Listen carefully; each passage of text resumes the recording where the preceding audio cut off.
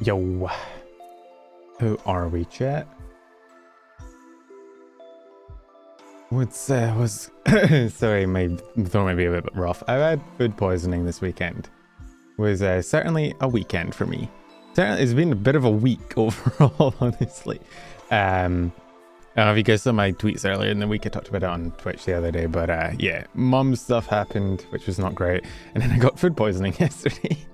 So I've had a bit of a rough week, but I'm getting better. I feel better. Mum's doing all right. I'm doing better today than I was yesterday, so we win these. Hope your guys' weekends have gone good so far. I'm happy you had a good weekend. Let me swap over to this one. Thank you, Stream Elements. Oh my god, free viewer and stream. I wonder if the Stream Elements bot counts as a viewer. How does that work? Could I just get 15 bots? Would that count as botting? What if they're all... Shut up, Adobe. What if they're all actual bots, though? Like, important bots, you know? My mum's doing alright, so just a brief penumbral update. My mum had a stroke about a year ago now. It was about exactly a year ago, almost. Brain aneurysm followed by a stroke. And then this week, she had very similar symptoms, and we thought she might be having another one, and it was all kind of panic mode, so I didn't stream that day. And I kind of updated you guys on that. Thankfully, it looks like she might have had another mini stroke, but it wasn't as severe as the first one. She's getting seen for it. It seems like she's okay. Her symptoms have gotten worse since the first stroke, unfortunately. Like, she's muddling her words, she's forgetting things. Like, my mum is very mum-core, in terms of she knows when everybody's appointments are. Why is this song so loud? Let me dial that down a little bit. She knows like when everyone's appointments is. She knows what everybody's doing. She's always on the ball, like on top of everything. But since the stroke, she's been like forgetting things. You know, forgetting words. Ironically, what I just did. You know, forgetting dates, misremembering when things are scheduled for. Just overall not herself. And the other day she had, you know, a headache. She was throwing up. Similar symptoms when she first had her stroke. We were worried, but she's getting seen about it. It looks like it might have been like another mini one, but we don't know. Either way, less stressed about it now. Food poisoning's best, so I am doing better. Let us get into the VTuber news, shall we? Where are we? We want to start with the award show? The award show was probably the biggest thing that happened. Most impressive chibi mod I've seen. Thank you. It was more Rachan. Rachan's really good at chibi models. She makes really, really good ones. I have a lot of toggles. Do you know what? Maybe we should... Wait, do I have numlock on? Is that way it didn't work? We should go hoodie mode for this one, shouldn't we? We've never do hoodie number. I can also take my eyes off. It's just weird. Does that look unerring, like creepy almost? I don't know. I'm so used to seeing the moons in my eyes that seeing them just be blank orbs is disconcerting. When my streamer no win.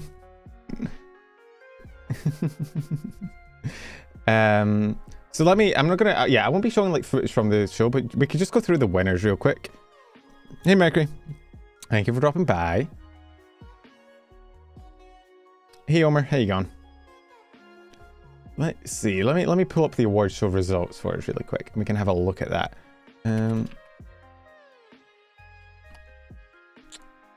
There's a Reddit post about it. Are the winners on the website, or will I just have to go via Twitter? 2024 nominees is up, but winners aren't, I don't think. No. Am I going to have to go to Reddit? I don't have to go to Reddit for my source. I think that would discredit me as a YouTuber entirely. Let me see. The Vtuber Awards Twitter will probably have it up. I already know who won. I've already looked through all the winners and stuff. It's just having like graphics to show on stream might be helpful. Yeah, let me scroll down and I'll go from the top. As who won each category. Let's see. From the beginning. Okay, so let me switch over to the screen. And here. I don't know why I act like using Twitter is better reputation than using Reddit, but it feels better. I didn't really watch. Hey Braden, didn't really watch the Vtuber Awards. They happened as I was mid food poisoning, so I slept for like 25 hours. It was not a good time to be me. So I didn't catch them live, but I did watch the highlights and some of the nominations and whatnot afterwards. So I'm familiar with what happened. I just wasn't there while it happened. So the best just chatting streamer of the year was Fauna. Did I see Numi's new debut? I did see it. I saw actually a meme about it on Twitter as opposed to actually watching it live. But I did see about it. Let me actually, what I can actually do is I can pull up the nominations and then we can look at the winner for each category. Okay, so the best chatting streamer was between Matara, Cinder, Michi, and Fauna. And Fauna won, which is the beginning of what a lot of people call the Holo Sweep, where hololive kind of won everything. Hololive, I think there was 20 nominations in total, 21 categories in total, and I think hololive won about 9 of them. So they kind of swept a little bit, which some people weren't happy with. And I feel like I should probably, before we go through the nominations, I should probably preface, I understand why people are mad, I just don't get the people that are surprised. Like, the moment hololive nominations were put in, the moment they were announced, I knew already that they were going to win everything. Like, hololive has such a insanely larger fan base than the average indie VTuber that it is kind of absurd. The only people that really have a chance competing with them are like maybe some vshojo members and like Dokibird, which Dokibird won some categories, right? Everyone else is just not really like, and it's not because they don't deserve it. It's not because like they don't have a dedicated fan base or any bullshit like that. It's just, it comes down to a numbers game, right? When you have like, because even hololive fans that don't watch the specific hololive member that's nominated were probably more likely to vote for a hololive member, right? So let's say there's a Fuamoko fan that wanted to vote for her for best VTuber, right? And Fuamoko is their favorite VTuber. They might have not voted in the VTuber Awards at all because it's generally more regarded as like an indie VTuber thing, right? But because they wanted to vote for Fuamoko, chances are they would vote for all the other categories. And then if they see a category with a hololive member in it, they're just going to vote for the hololive member. Because of course they are, because they're a hololive fans. So even if Fauna isn't the VTuber that they went to the awards to vote for, while they're voting, they're probably going to vote for Fauna. So it's not even just a one-person viewer base size. It is like every viewer base size, right? It is Fauna and Fuamoko and Narissa and Gigi and everyone that was nominated and all the hololive fans that voted for them all would probably vote for other hololive members. So it just comes down to a numbers game, and in a numbers game, you can't really beat hololive. So it's not surprising to me that they won, and I'm surprised that other people were surprised. Like, I'm surprised that people didn't see this coming the moment hololive nominations were, like, included. I understand why people are mad. I do. I don't think there's any benefit to going on Twitter and bitching about it. Like, I don't think that contributes to anything, and all it does is really sour the event as a whole. But I understand why people are mad, because I think, even though it's a VTuber award, hololive sometimes feels separate from the overall VTubing community, right? They sometimes feel separate from like the indie VTuber community or even like the smaller agency VTuber community. Hololive feels like it's different, like they don't really interact as much. There's not as much of the collabs going on. There's not as much of a mutual fan base thing. They feel sort of separate, distinct, like they have their own events and their own fan base and their own crowd, and then like there's some overlap a little bit, but there's not as huge, they're not as much in the community. And the VTuber Awards, it kind of feels like an indie VTuber event, right? It's hosted on Twitch, which most hololive streamers don't even stream on. The CEO of Twitch was there as well. Most of the presenters are Twitch streamers and indie streamers, especially from like last year. You know, you had like False on it, you had Shy Lily, Filian. Last year, you know, they had fucking Lopi and that on there, right? It kind of feels like an indie VTuber event, or not just an indie VTuber, like an indie small corpo kind of that sort of community event.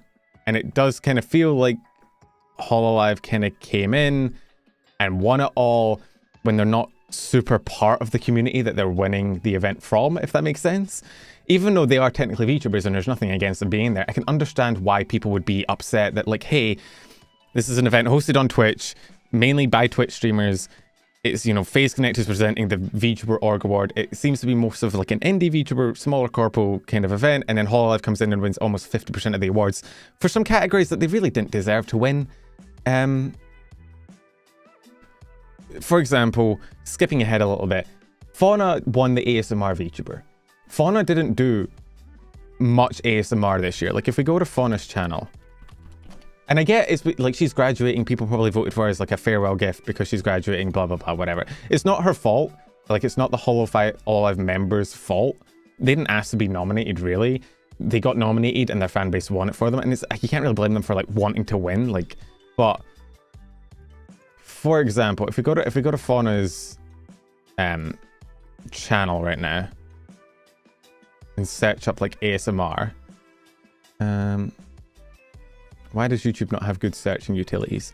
If we search up ASMR, right? She used to do a lot of ASMR, and she is probably one of the biggest ASMR streamers out there. Or she used to be, but 1 year ago, 2 years ago, 1 year ago. I don't know why YouTube doesn't have a search function for looking for the most recent thing. I don't know why I can't filter it by most recent. But like video-wise, she hasn't uploaded any ASMR this year from what I can see. 11 months ago was her oh, she did her last ASMR video a year ago. It's my favorite YouTuber per number. That's me. Phil, thank you for the 7 months membership. Think your shower was fun until you get soap in the mouth and it's a soap opera. I'm gonna hit you with a car. Thank you for the membership, dude. Appreciate it. And like, it's gonna be hard to like find. The easiest thing might be to just, if we do this, watch. This is gonna be the most jank thing, but if you do ASMR, so she did an ASMR 7 months ago, and she did another ASMR 8 months ago, and then another ASMR a year ago. So she's done like 3 ASMRs this year. 2 streams. I think this is technically from a year ago. So maybe like 2 ASMR. Oh, I'm Ulix now. She's done like 2 ASMR streams this year. So for her to win best ASMR VTuber over other people, like you can understand why that would annoy people. That Sudan is fine because she does do just chatting streams, and she's pretty popular for that. But her winning, like it'd be like I don't know, like My Hero winning anime of all time or something like that, right? Where it's like, you know, which reminds me of the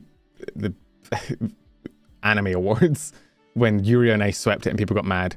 We got depressed. She looks at, why am my eyes are so lidded. I think I just don't open my eyes very much. Yuli's model fits you well. I know it is kind of very me-core, isn't it? Yo, Spunky, thank you for the follow. So that's kind of the vibe of why people were upset of, you know, the hololive members kind of just won because they're hololive members, not because they actually deserve to win. And so a lot of like indie enjoyers and smaller corpo enjoyers felt kind of ripped off that a primarily indie small corpo VTuber event was almost hijacked by hololive. So yeah, like Nanny, her whole thing is ASMR. Nanny does a shit ton of ASMR, and while ASMR isn't my thing, I'm pretty sure she's one of the best at it. So for Fauna to win over her when Fauna's done literally 2 ASMR streams this year, you can kind of see. And hololive wasn't there to accept the awards either, which is like, Again, it's the whole disconnect thing. I don't think you can blame the girls, and I don't like the people that are angry at the girls themselves. But like, how dare you win? Like, it's not their fault for winning. I feel like either hololive shouldn't be. The problem is if you make hololive not acceptable in the awards, then it's kind of unfair, and it kind of leads to more segregation in the community, which is not what you want. But also, like, how do you nerf them otherwise? The only way I can think of it would be to like do a dual system of like nominations by the fans, and then have like a council of people decide who deserves what. I don't know. It's hard. How do you not just put a blanket ban on hololive members while also not just letting them sweep every year because they have the biggest audience? I just don't know. I think you have to do some sort of dual. Either you make nominations done by like a collection of people that know the VTubing industry well and then have a fan vote, or you have a fan nominations and then you have a council decide. I think that for everything except maybe like the Rising Star one, because that is purely fan based, obviously. I don't know. But for example, if you had a council of people deciding the nominations and whatnot, Fauna would never get nominated for ASMR VTuber because she barely did ASMR, right? So that would solve that problem. But then you also run into the issue of, even if you do that, any nominations that hololive is in for, they will just win, which kind of defeats the purpose of having a nomination, right? Like if you're an indie VTuber and you get nominated for an award and then you see one of your competition is hololive, you just know you're cooked. If you can't even send an acceptance clip, that's simple. If Holo doesn't want to be part of the larger community, then they don't get to play. Slater, thank you for the $5 super chat. Appreciate it. I feel like you're hitting on a good point of like, it just doesn't feel nice when a community like hololive, a group like hololive that is so disconnected from the wider scene, and it does seem so, I'm not even going to say like above it all, because there are some members that are like Liz, for example, I see all over the place talking to everyone. Ollie is fucking everywhere. She released a song with Rustage like a few weeks back. Like some of the members are all around and kind of interacting a lot, but the fact that the majority of the talents and the company as a whole does seem to be just like in their own lane doing their own thing, and they don't really interact as much with the wider community, it doesn't feel good when they then win like half the votes of an award show. Create separate categories for the same awards based on subscriber count. I think you need some sort of hand-picked, you need like a group of people that know the VTubers well, that Pen has a real model. This is the Ulux model. This is technically owned by a certain dead person who gave it to me because they never stream with it. So it's my little guy model. Although I guess my other model is a little guy model. Weirdly, it fits me more than her. I think it kind of fits my vibe. I do need to fix the. Oh, I'm back. I do need to fix my tracking on it. I think I tried to use VBridger. VBridger hates me and doesn't want to work, so I gave up. So I'm still just using VTube Studio, which on that model makes me look like I'm dead. So I need to fix my my parameters with it. Oh, and we're back. Chat has, if you're not aware, I'm always streaming on Twitch as well, and chat has the ability there to spend channel points to switch me into one of like 4 different models. So that's why I sometimes flicker in and out of existence. Yeah, it's blamed Twitch chat. They'd like to see me with anyone's model except for myself. So I do need to fix my rigging on this, or fix my tracking. I might have to ask a certain somebody how they set shit up. Did I timestamp? Oh, I didn't timestamp. Fuck. I can look at when I brought up Haim. It was like, I don't know, it was like 6 minutes in, 7 minutes in, we got to the award show. 7 minutes. Vtuber Awards. Cool. What do you mean you're not Lopi with a voice changer? I'm not. If I was Lopi with a voice changer, I wouldn't be saying anything because I'd be dead. Why am I... Oh, I forgot this fucking model has the toggles bound to my type. God damn it. I'm blind again. Okay, now it's time to... Oh, I first tried it.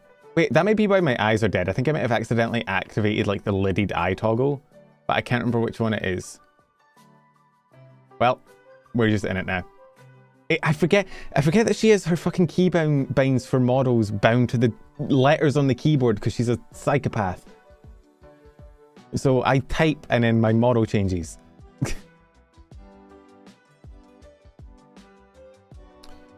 Anyway, yeah, so we went over Fauna winning the best just chatting. Yo, Fur, thank you for the gifted membership to Slider. Appreciate it. Somehow I feel like if Fauna wasn't in the ASMR category, we wouldn't have an issue with the whole event. The rest of the winners felt more fair. Fauna in ASMR is the most unfair, but it is indicative of the, like, overall, like, sure, the other ones were fair, but also it does kind of show that a hololive member is just going to win no matter what. Like, if Fauna can win in a category that she shouldn't even really be nominated for, then it means that all the other categories are basically a wash, and it's not actually dependent on what the VTubers are doing, and it's purely dependent on, are you in hololive? Okay, you get to win, which rubs people the wrong way. Ultimately, though, with award shows like this, as long as you have popular vote, it's going to be the same, right? If it wasn't hololive, it'd be a vshojo member beating everyone else, or, like, it comes down to just a numbers game. Yo, Elky, thank you for the follow.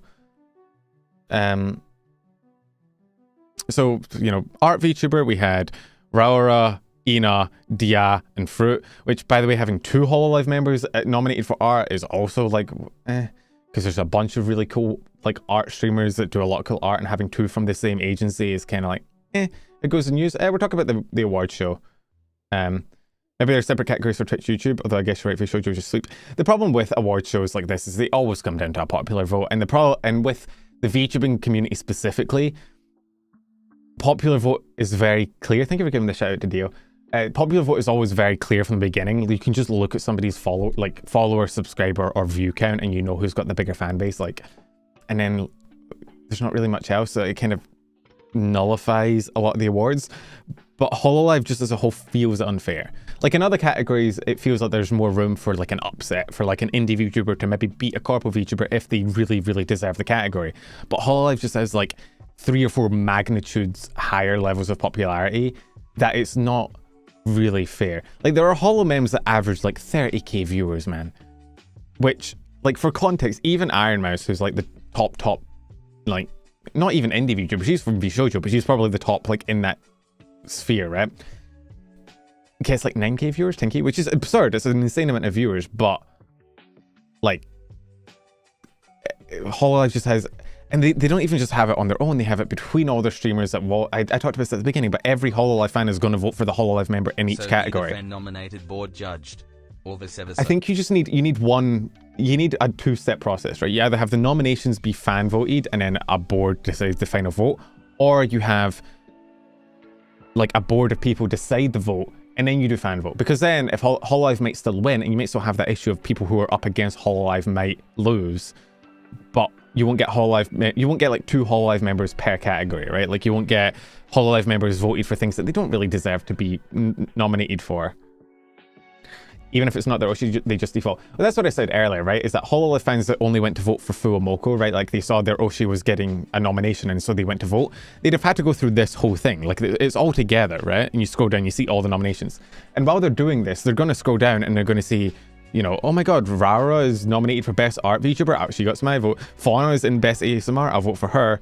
You know, Callie's in Best Music VTuber. I'll vote for her. Like, deserving or not, whatever you want to say, hololive members that go to vote for one member will vote for every member. And so you end up with like an unfair bias of people that don't even know 90% of the VTubers in the awards voting for the hololive member because that's all they know. Mouse beat Pecora last year for VTuber of the Year, didn't she? I think so, but remember, I don't think the hololive fan base was really in the VTuber Awards. Again, hololive is a bit distinct, a bit separate from the indie Twitch community, especially last year. This year, there's a lot more overlap, and a few of the members did like kind of campaign for it. Like which you can't blame them for. They went on Twitter and they're like, hey, Jailbirds. I think the nurse asked the Jailbirds to vote for her, which again, not her fault, completely valid. But it does mean that then it became like a hololive thing where every hololive fan went and they voted for hololive members that they saw. There's a judging panel pick nominees, there'd be complaints of favoritism. Yeah, that's why you got to make like an anonymous group with like varying interests. There's no perfect way. Award shows are a clusterfuck, man. There's no way to run an award show that isn't going to piss someone off, right? If you exclude hololive, then hololive fans are going to be pissed. If you include hololive, you end up with shit like this where hololive sweeps half the awards, right? If you have a panel picking the nominees, then you end up with favoritism and them probably picking a lot of the same people over and over because they've probably only watched one type of person. If you have a panel picking the winners, then you'll have claims about, you have claims about like anti-favoritism if hololive doesn't win. I don't know. Fuck you. Praise Punk Lobby. Thank you for the sub, Nair. Appreciate it. Make an award show designed to piss off literally everyone. Me and I think, was it Evan? It might have been Evan. We came up with an idea. Was it Evan or was it someone else? I'm so sorry. I forgot. Was it Tao? Tao and I came up with the idea. It was around the time the like small VTuber awards were going around, right? Where we came up with the idea to make a VTuber award show that was literally just rage bait. So we'd make like the best company Whackter, yeah. We'd make like, I don't know, Rising Star Ironmouse. We'd make, you know, like small VTuber, I don't know, fucking Zentria or something. You know, just make all of the picks the most annoying, like, just designed to piss off Twitter. Just to see how much anger we could farm. I think it'd be funny. I also recognize now as kind of a more... experienced creator, if you will, that while most of the talents would probably understand that it was satire and would laugh about it, the majority of Twitter would probably not get it, because if there's one thing I know about Twitter, it's that they do not understand funny haha, and so would definitely get death threats, which is funny, but also I don't. If there's one thing the VTuber community doesn't need more of, it's fucking discourse. All right, we've got more than enough discourse. We're all tapped out of discourse. We don't need any more. Go home. So we decided we didn't go through with it, but it'd be really funny. Anyway, yeah, we talked about ASMR, Cottontail, Fauna, Shondo, Nene, Cinder. You know, I'm pretty sure like Nene is a like locked in, dedicated ASMR streamer. So the fact that she lost a talent that didn't do ASMR really at all this year feels bad, man. Too many discourses. Ready to discuss how satisfied you were with the results, right? We've already been over like so best music VTuber. Let's scroll up. Art was Raura. Oh, these are out of sync. No, why? Okay, there's ASMR. Where's best music? Best music again. Two hololive members. Music is pretty balanced, so every person in here has had like an insane music career, especially this year.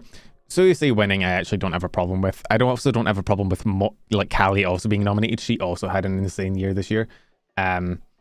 So while this is another category where there's 2 hololive nominations and a hololive member wins, I think it's fair in this case. Like there's definitely the case to be made of hololive members are always going to have an upper hand in this section because they have the resources and the backing to do a lot of really cool music shit that an indie VTuber might not have. But ultimately, looking at just results, they had an insane year. Bao and Katie also. I voted for Katie, I believe. All 4 of these were perfectly fair nominations. I don't really think there's any discussion here. Let's see. Tech was Vito, Doobie, Shindigs, and Uwo. Which I think, yeah, Vito won. Which I actually was thrilled with. I was scared that Doobie would take it, which again would have been unfair in my eyes because she's only been streaming for like... Doobie's another nomination that I don't think should have been there. She's streamed for like a month. She's literally debuted like a month ago with her new model. It was a cool debut, good 3D tech, not denying that, but a streamer that's been around for a month should not be nominated for an award that the other people have been around for the entire year. I was scared Doobie would take it, in which case I would have been annoyed, but Vito took it, which was fair. Honestly, after last stream I went and looked these 2 up, or specifically had someone DM me angrily telling me to watch these 2. I'm happy with Vito winning it. The other 2 could have won it, as long as Doobie didn't win, which sounds like hater talk, but like, I don't think she deserved to be there, considering she's only been around for about a month. The whole award system was a little weird. The attached clips made little sense for some lacking context, and the point of them was to give context. Oh, the clips selected were dumb. Yo, FaZe, thank you for the follow. The award show as a whole was really cool. Big ups to you know, like Filian and Shy Lily for amazing job hosting it.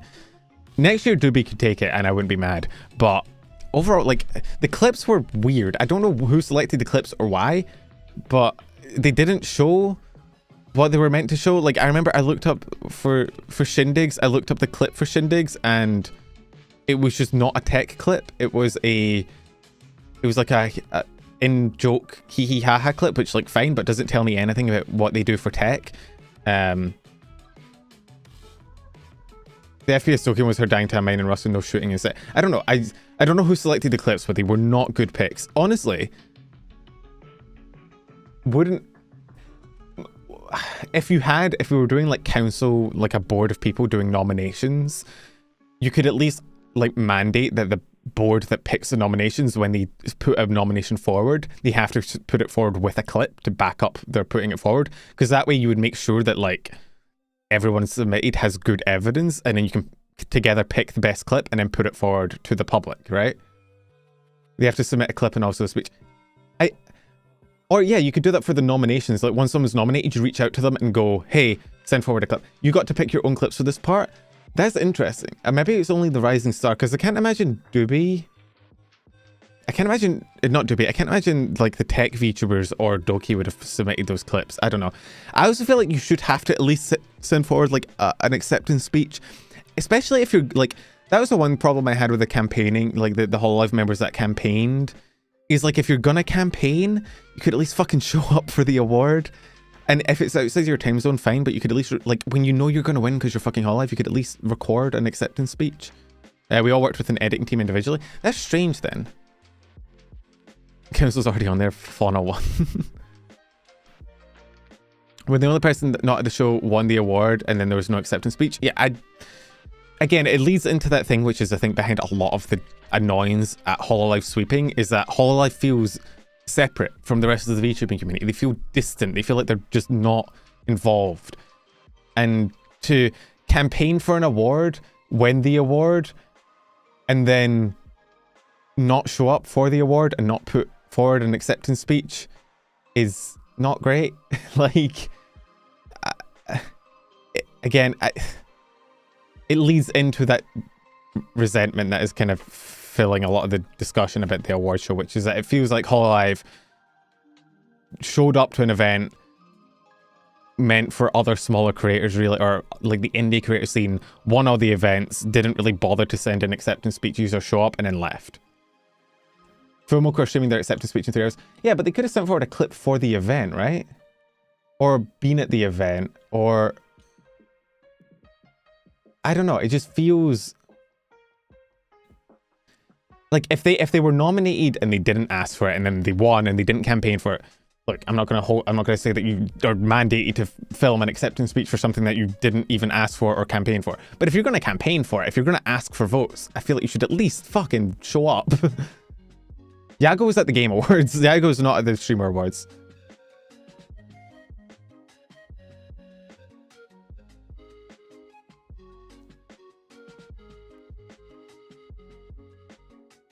They had a sponsor thing. Yeah, but you could pre-record an acceptance speech just saying thanks and send it in, right? I don't know. Might be like a rights thing. I know hololive is a little bit more finicky on collabs and whatnot because they're a big company. But if that's the case, then just don't let them be nominated. I'm sorry. Like,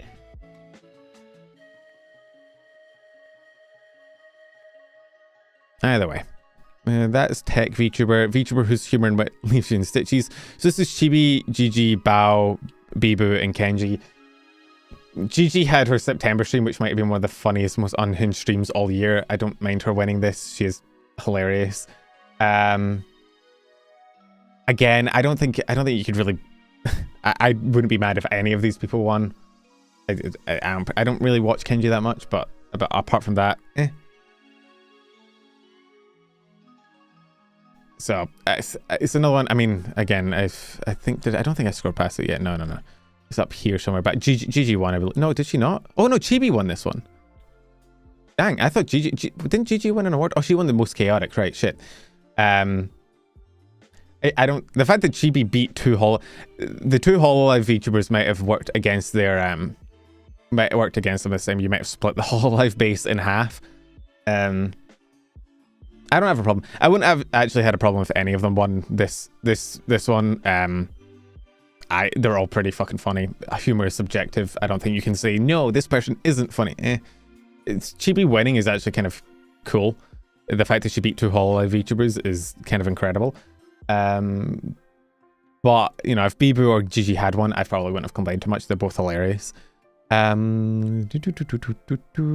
Chaotic, Kobo, Gigi, Pippa, and Tricky. Again, two hololive nominations, which in a category with 4 feels a bit worse, especially because to me, Kobo isn't particularly chaotic. Like, she didn't win, but the fact that she was nominated is strange. She doesn't give off like super big chaos vibes, at least compared to the other ones, but yeah, Gigi won. Pippa or Tricky. If there was a girl failure award, I think Pippa would have won. Did Kobo win chaotic last year? I thought chaotic last year was Chibi. I don't know. But another hololive win. Not that Pippa would have been mad because Pippa's a big hololive simp, so it's funnest thing. Oh, hidden gem category. I voted for Tippy here, and I asked for you guys to vote for Tippy. Tippy did amazing campaigning for this, and we give big ups to Tippy. Can we get a shout out to Tippy in chat? Resnick, that's your job. I was rooting for her. Enya was the Girl Failure Award. Enya's not even a girl. I never made a girl failure. Micro, thank you for the resub. Sup, fuckface. Don't call me fuckface. What the fuck? It's okay. We got a lot of exposure. I mean, that is true. Like, nomination winner. Either way, you get a lot of shout outs. So it's good. It's cool that you got nominated anyway.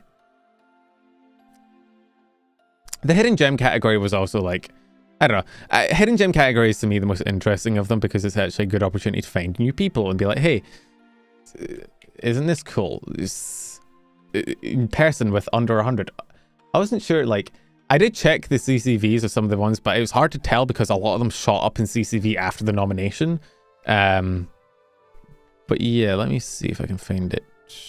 Yeah, so hidden gem, Rhea won hidden gem, which is cool. The nominations were Rhea, Tippy, Bo, and Yandereg is a cool name. Did a good job of showcasing all the nominees for hidden gem. When I was like 125 with 25k followers, it was at the start of the year, I believe, was the cutoff like of 100 viewers, I think. And it's hard to judge, right? Like,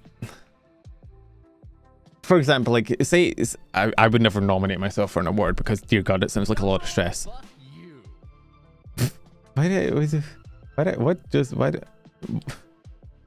Oh, thank you for the membership micro. I was like, why did I get a second micro notification? I've missed like 5 of these. Thank you for the 22 months micro. Jesus Christ.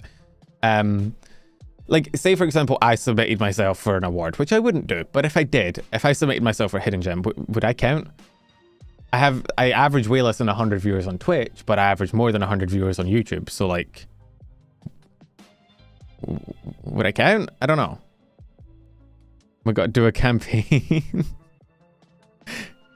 Yeah, I'll campaign. The thing is, there's no real category that I fit into, right? Like, if we went through the categories, I don't do art. I mean, I play FPS, but I'm not really good at them. I don't do RP ASMR. I don't do music. I don't really do tech. I'm not particularly funny. I'm not particularly chaotic. I don't average under 100 viewers. Rising Star? Maybe one of those years when I started my fucking shorts, when I shot up, like I was getting like 10k subscribers a month or whatever, maybe, but nowadays no. League of Their Own, I wouldn't say I'm in there. Mr. VTuber, I don't really even have like a full body model, unless you count my 5 different models as being fashion coded. Don't say pen for LootTuber. Listen, if Enya couldn't get LootTuber, I'm not getting LootTuber. Miss VTuber, no, I am the rising VTuber org. Most dedicated? Oh, that's their fan base. I mean, that'd be on you guys to vote for. Yeah, I need the chill guy category. Thank you for the membership, Nico. You're funny, my guy. It's funny how short you are. Don't compliment me and insult me at the same time. What the fuck? Can I want to see co-host more than be nominated? I'd be down to co-host. I know they had false co-hosting, so if they ever wanna, I don't think I'm high enough visibility to be a co-host, but I would not mind. VTuber org, I'm not in one. I'm not a VTuber parent. I didn't host any events. I'm not a game. I'm not really a gamer. I don't do particularly well in video games. If I streamed Rocket League, maybe. League of Their Own was the most misnominated one. We'll get to that in a second. Thank you for the super chat, Slater. LootTuber, I'm despite what you people say, I'm not a LootTuber. I'm not saucy at all. Do not pull up the clips. We don't need to see that. Anyway, I had VTuber of the Year, which fuck no.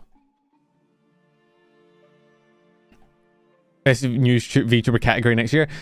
If you want the VTuber Awards to become even more fucking toxic, can you imagine? Okay, because in terms of like wildly accepted, somewhat unproblematic news VTubers, false, because he was at the VTuber Awards and people wouldn't mind. I like to think I'm relatively unproblematic. Most people don't really have an issue with me. Who are the other nominations? Who else is showing up and not getting shit for it? Nah, you a problem. Rev. Yeah, like what you're gonna have like Rev and like Hirohei show up or Kyo, or I guess you could have Alara show up. I've not really seen anyone like hate Alara too much. Alara could work. So me, False, Alara. You need 4. I don't know who else you get.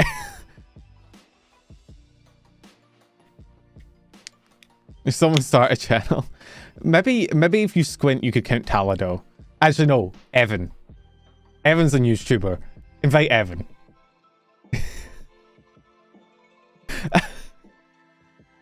Evan hates being called a YouTuber, so we would need to nominate him. I would, if that ever happened, I would campaign for Evan to be nominated as YouTuber more than myself. I wouldn't care for myself. I would campaign for Evan because it'd be hilarious.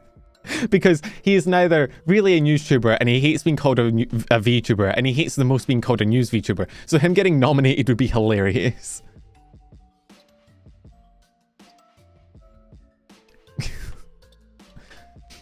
Either way, where did we get up to on our... Oh, we got up to Hidden Gem, yeah, right.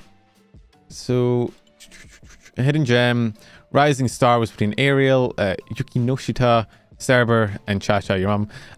Let's see, Rising Star... I actually can't remember who won this one.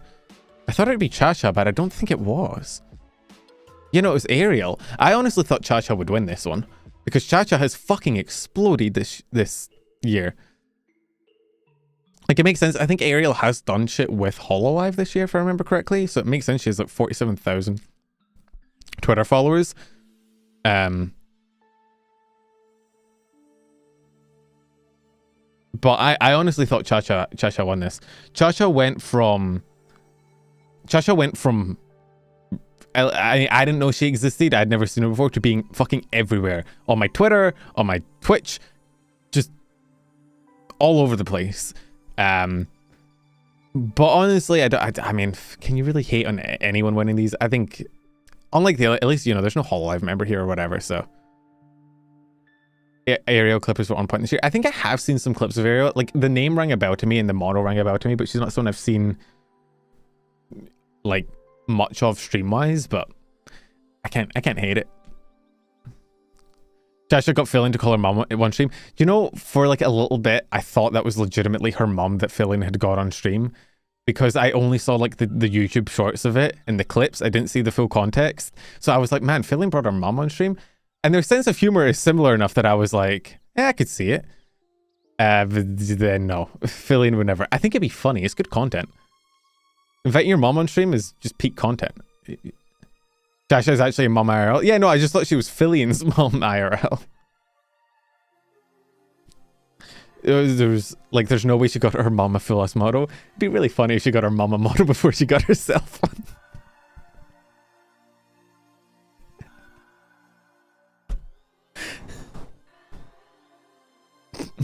Anyway. League of Their Own went to Iron Mouse. Which was between Iron Mouse, Marine, Doobie, Kiara, and Gosuju? I can't pronounce their name. I'm honestly, if anyone was gonna beat hololive, it would be Iron Mouse. Again, kind of feeding into the whole, this is more of an indie vshojo-esque category. But I think she won in this one, honestly, because there was effectively 3 hololive members in this one. Like, you got JP hololive, you got EN hololive, and then you have basically hololive. So I don't mind Iron Mouse being here. Doobie being here again is I don't think she should be here. She's been alive for like a month.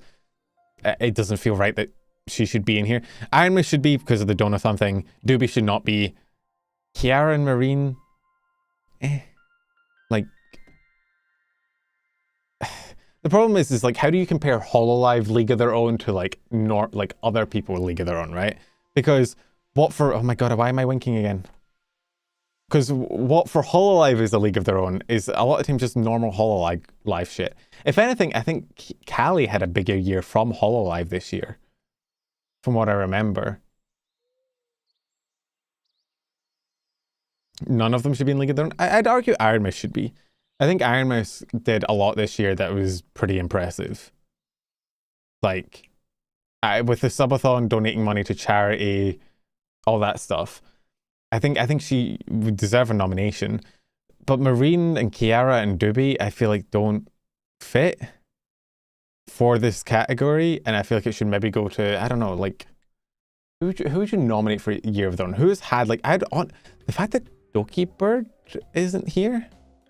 I mean, but it's about unique content. If it's about unique content, I feel like Vito should be up here.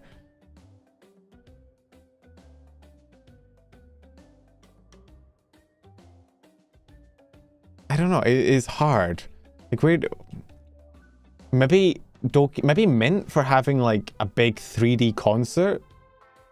I mean, technically that happened after the nominations of the award, but it was still technically this year. Like, having, you know, a big 3D concert purely as indies, you know, with like no corpo backing, just like an indie 3D concert is, I think, a pretty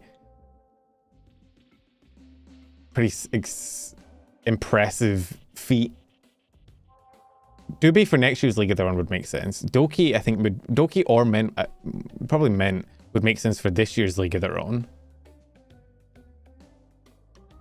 Giri does unique content. Who else does like super unique shit? Giri, Vidal, I'd say Mint. I don't know if you're counting Maid Phantom Thief's Revenge, considering it happened technically like after the awards, but if it's for this year, I think it's fine.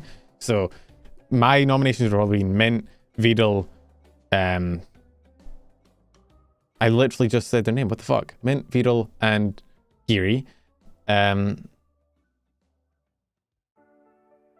Usan would not be a bad chat. I've seen Usan doing some pretty fucking awesome thing. Also, Usan doing all of their shit. Usan has also done a shit ton of concerts, and I think they did a tour, didn't they? Which, again, without like corporal backing, is pretty impressive. Like, there's a bunch of VTubers that I think you could pick for this that do genuinely make unique, interesting content that I think should be rewarded. And the fact that three of the cat nominations are just not relevant. Like, Doobie has been around for a month, and I think she did like her debut stream and streamed some games. Marine and Kiara, I think if they were indies, they'd call it unique content, but they're in hololive, which means that like it's not really unique for hololive. And the fact that there's two of them is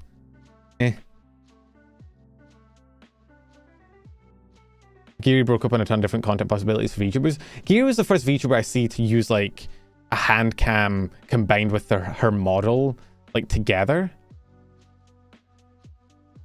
In terms of like having her hands visible on stream and then having it linked up to her model, which is pretty inventive. Wait, they were limited to 2 categories?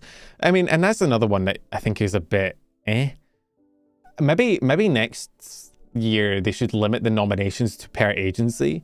Maybe that's how you fix it. You can only have 2 nominations per agency.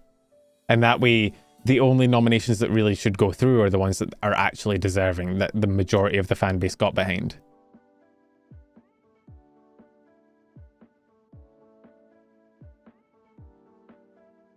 Hey, real boy, how you going? Because I think 2 per agency works, right? Because that way the smaller agencies aren't really excluded, because generally the smaller agencies only have 1 or 2 categories they qualify for. And you don't count the agency as a whole as a nomination for like Rising Org or whatever. So it doesn't really nerf the smaller corpos, but it means that you can't have 2 hololive members every fucking category, especially for ones that they don't vote for. It would be hard for holos to pick. Well, the good thing about it is that they wouldn't have to pick. Like, they would nominate, and then whichever one got the most nominations, they would be there for. And the ones that got the less nominations would probably mean that that person didn't really qualify for that category, and they were just kind of throwaway nominations. It'd be 07 to like every non-mousy vshojo member. That's true.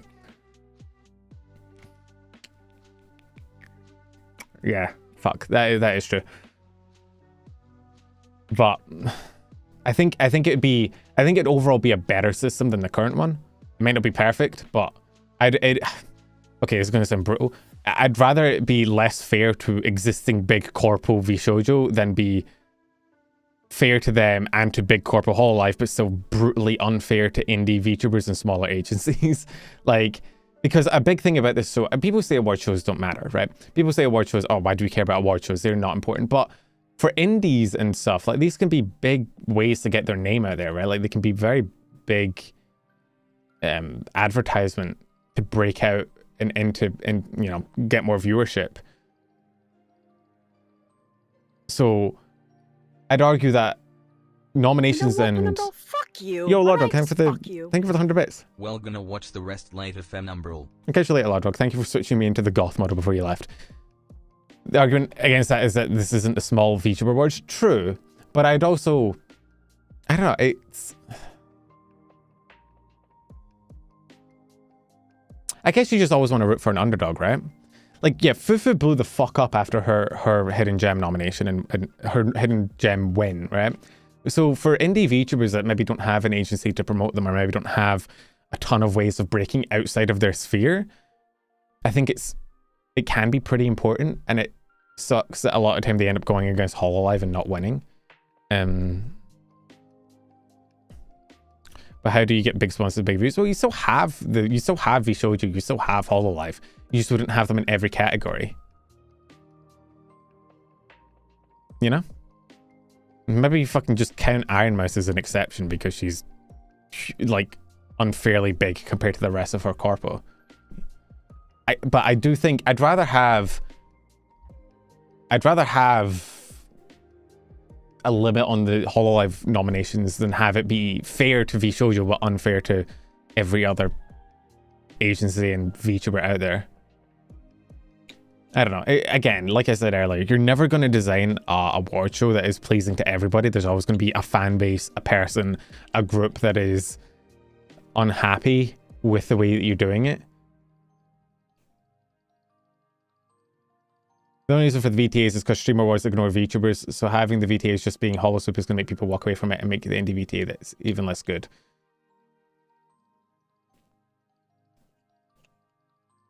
I feel like Iron Mouse is more indie than corpo. Well, to be fair, all of vshojo is more indie than corpo. vshojo doesn't really feel like a corpo as much. They feel more part of the overall Twitch indie sphere than they do part of the corpo sphere. Instead of having more limits, you had two or three versions of the Hidden Gem Award. It's geared towards different size creators, 100 viewers, 500, 1k. I guess one thing that's a lot of work and you'd risk having people tune out except for the big people creators, like, which is, it's a lot more work on like Filian and Shallow Lane, whoever's hosting. It's a lot more work for people filtering clips and whatnot. You also then, I think, lose out on the ability to really broadcast smaller creators because people would probably just tune out the smaller ones and only tune in for the bigger ones. I don't know if there's a single good, like, I don't think there's a single perfect way to do it. I don't think there's a single change you can make that would make the entire award show better. There's always going to be some bullshit going on. But I do think having a limit of 2 nominations per agency would maybe make things more fair. And like, hey, you could always reach out to vshojo and be like, yo, are you cool with this? What, do you have any suggestions? Do you have any help? Like, because vshojo at least also has that advantage of it'd be easier to reach out to them than hololive, because again, hololive is like completely in their fucking their own little sphere. There's no, all award shows have a bias of some sort. The best is subjective. It's always going to be, there's no good way to run an award show ever. Like, you're not going to win. I do think the two nominations per agency is more fair than current, because seeing like basically 3 hololive members in one category feels bad. It does not feel good. How do you decide which 2 categories the corporates get? Oh, I think it'd work the same way, because they already had 2 limits per person in this category. That's what I'm saying, right? Is that everybody had 2 nominations per person per category. It's just for indies, that means that one indie can only get nominated for 2 spots, but you know, you can have different hololive members in every category. So you just make that agency wide so that every agency can only have 2 nominations, and it's whatever 2 nominations got the most votes, right? So if 10,000 people vote for Callie as best musician and 8,000 people vote for Ina as best artist, then if 7,000 people vote for Fauna as best ASMR person, that ASMR vote doesn't go through. Even if it's more than the other nominations for ASMR go, because clearly hololive fans voted for the top 2 more, so that's the one that they're most applicable for. Maybe have the same award, but double it and have one for indie and one for corporate. That's the only other way I can see it going.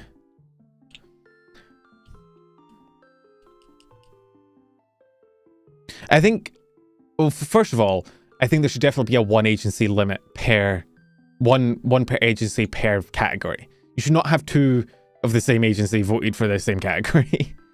Actually, that probably helps hololive more because it means that they're more likely to win the overall vote. But I feel like the nominations themselves are good exposure for people, and having a category dominated by 1 agency never feels good. To be fair, if no acceptance clip, no nomination, hololive is unlikely to allow for that level of association, so it'd almost not call out. Well, I think Fumoko's doing an acceptance speech stream, aren't they? But I do think that it should be a requirement if you're getting nominated to send in an acceptance speech. I think that's the bare minimum you can do if you're trying to win an award. But like, yeah, Fumoko's got a stream coming up in 2 hours that talking about it. So it's not like they're completely disassociated with the awards, but I think they should probably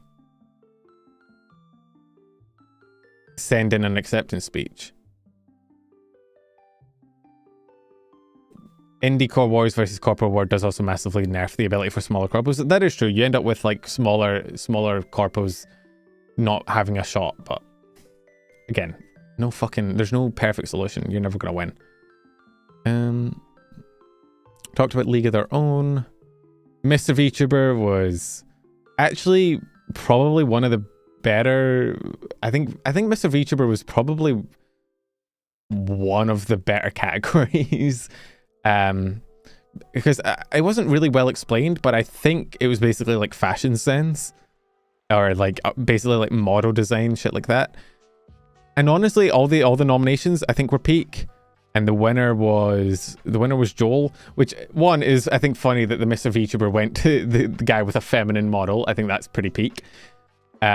He deserves it, but I think all the other people in here all have pretty fucking good designs.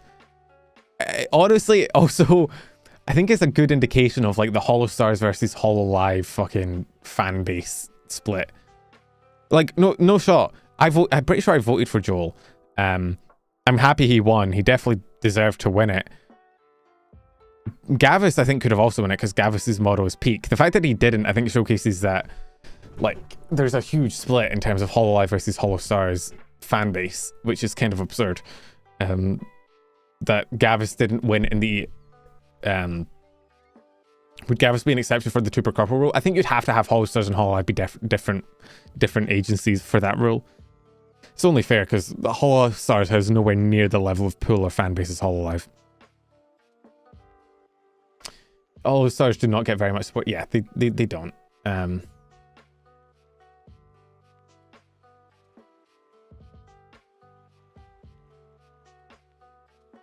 Mr. VTuber should be limited to male presenting VTubers, not just male talent. I don't think so. I think limiting it to male talent is fine. I mean, Mr. VTuber's already a poorly worded like award. I'm pretty sure 90% of people probably didn't even know what the win condition was. Because like because then you get into the real problem of like where the fuck do you draw the line of like what is quote unquote male presenting and all that bullshit, and I think it's just kind of cringe. Honestly, having a miss in Mr. VTuber is already kind of teetering on that line where you're edging the discourse. But I don't think it's that big a deal. I'm happy Joe won. If Gavis won, I'd have been happy. I don't think it's super controversial. The I think having awards that focus on male talent is cool, because I feel like male talent doesn't typically get a lot of love. Like, I'm pretty sure, actually, hang on, that's actually kind of absurd. For winners this year, did we only have 2 dudes, with one of them being Neurosama? And I'm pretty sure the tech VTuber one was all dudes except for Doobie. We had Vidal and Joel. And Joel won the only male category. That's Miss VTuber, Mythos, Dragoons. Parent was Nanolis, GTA, Zen, Melody. Bro, Yeah, if you don't count... Not enough rewards for Rosemi-sama. Hey, Duologs, how you going? Wait, so if you don't count Joel because he won the only, like, the male exclusive category, then the only winner we had was Neurosama, who was a dude. And technically that wasn't even really a dude because it's Neurosama, who's AI girl. That's crazy. That's absurd. Kind of go. I mean, I guess it kind of goes to show how like female dominated the overall VTuber space is. It makes sense. Like, I've said off the top of my head, I could probably name like 10 big indie male VTubers, whereas off the top of my head, I could probably name like 50 indie female VTubers. So it is very predominantly. Do men even stream? God forbid men have hobbies. How many male nominations were there? Probably not many.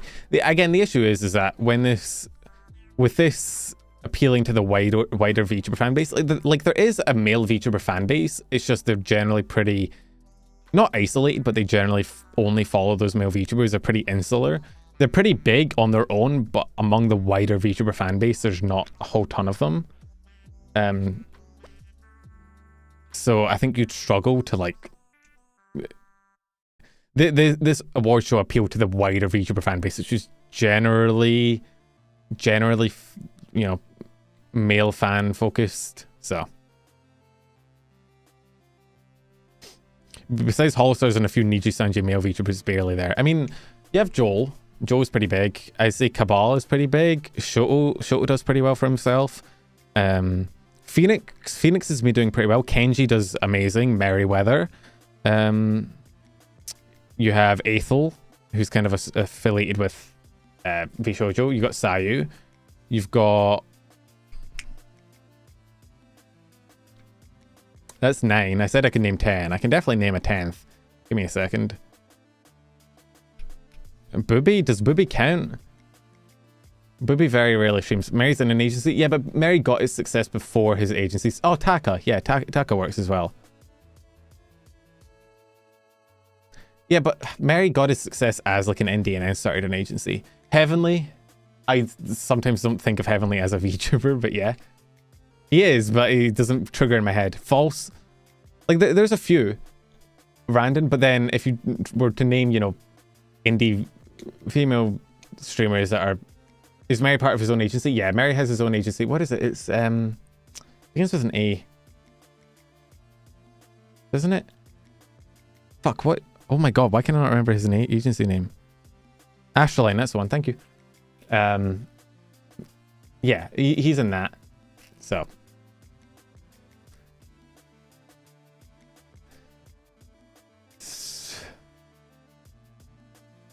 Is he a talent in it? Yeah, he is a talent in Asterline. It's him, and the creator, I'm not sure you know if it's Penumbral VT. I don't know if I'd call Penumbral VT a big VTuber. He's definitely one of them of all time. Let's see. Randon's up there as well, but Randon is ex-agency, so... I mean, he still counts, but... Let's see. We did Rising Star, we did League of Their Own, we did Mr. VTuber. Miss VTuber... Actually, like, is one of the hololive nominations that I don't think people had. I mean, he's a dirty corpo, unlike me and you, proper indies. Thank you, Jolux. The indie versus agency war is going to be crazy. Miss VTuber, I actually didn't have a problem with. I think all the nominations were good. Kiara being there makes sense. She's very Miss VTuber pilled. Her models, her design, her outfits are all kind of peak. Mint Ushioli's a fair category. I don't think many people had issues with it. Kiara did win, I believe. Best News VTuber. I don't think there's not going to be a Best News VTuber category. And if there was, I'm pretty sure False has me beat there, so. Rising VTuber Org was another one that I genuinely wouldn't have any issues with any of them winning. They've all kind of had an insane year. I'm pretty sure I voted for Mythos, I believe. It's because I'm friends with a few of the girls in there. But nepotism, fuck you, I'm allowed to vote for whoever I want. But I think Mythos won overall, which honestly is pretty insane. I thought Veeler might take it because Veeler's had some fucking insane numbers this year. Like Veeler's numbers this year have been absurd. Thank you for the vote. No problem, Deo. Congrats on your win. Well deserved. It feels like a dick to say I'm shocked. I'm not shocked. You guys have had an amazing year as well. But purely like Veeler kind of, I feel like spawned out of nowhere and hits insane numbers viewership wise. Like I'll go on to fucking YouTube and I'll get like a Strawny stream recommendation that's like at like 1,000 concurrent viewers. Not like an event or anything. She's just doing ASMR. So I thought they would take it because their numbers are insane for an org that started this year. But hey, I'm happy you guys pulled it off. Duologs paid the judges.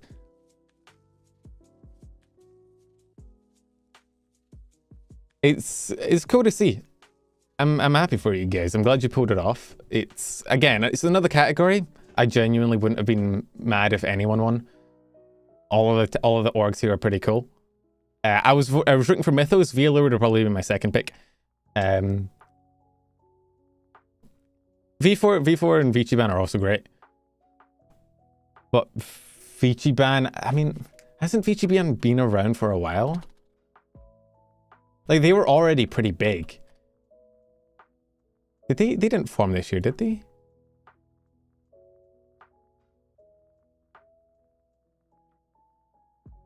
They formed last year where they have like Buff Pop and Eye Candy, I think. And like they definitely would have I definitely would have voted for them last year when they formed.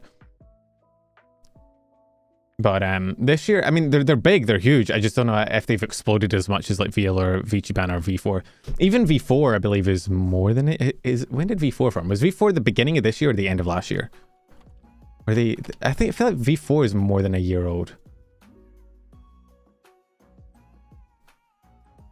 Are they not? No, they're this year. Damn. Crazy. Wait, no, hang on. No, that's his 4th generation. When did the 1st generation debut? When did Seri debut? Seri was like first. Yeah, no, they were like middle of last year. Yeah, I was going to say, I have a really bad concept of time. I tend to think things are older than they are, but I'm pretty sure V4 is more than a year old. So again, like, I feel like Rising VTuber org, when you've got Mythos and Veeler, I think they deserve to win it the most just because they're new and they're kind of shot up massively in that time period. And also V4, I mean, V4 is owned by Globy, which is a bigger, you know, not Globy, Brave, but Brave is affiliated with Globy. Globy owns Brave, Idol, V4, and like the singing people in JP. Who else do they own? Globy, Idol, V4.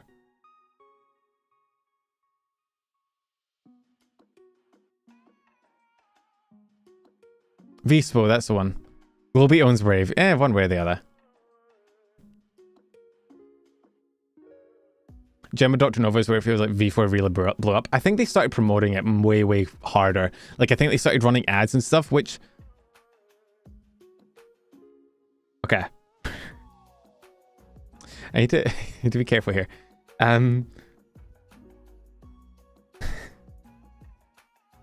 Companies owned by Brave tend to run ads on their stuff, which is completely fair. It makes sense because it's just a company with money taking advantage of the tools available to them. Is it bad of me to say I'm not a huge fan?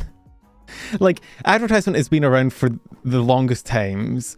It's not absurd to me that companies take advantage of it, but I'd feel like comparing an agency that kind of just came up on their own and did their own thing, and then I don't know. These also one says I'm just not a big fan of advertisements. I don't know.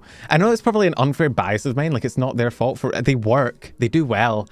And if you have the money for it, like, why not spend the money on, you know, promoting your talents? They do work. Of course they work. I've seen it. Like, you can check view count numbers for songs. Idol does this as well.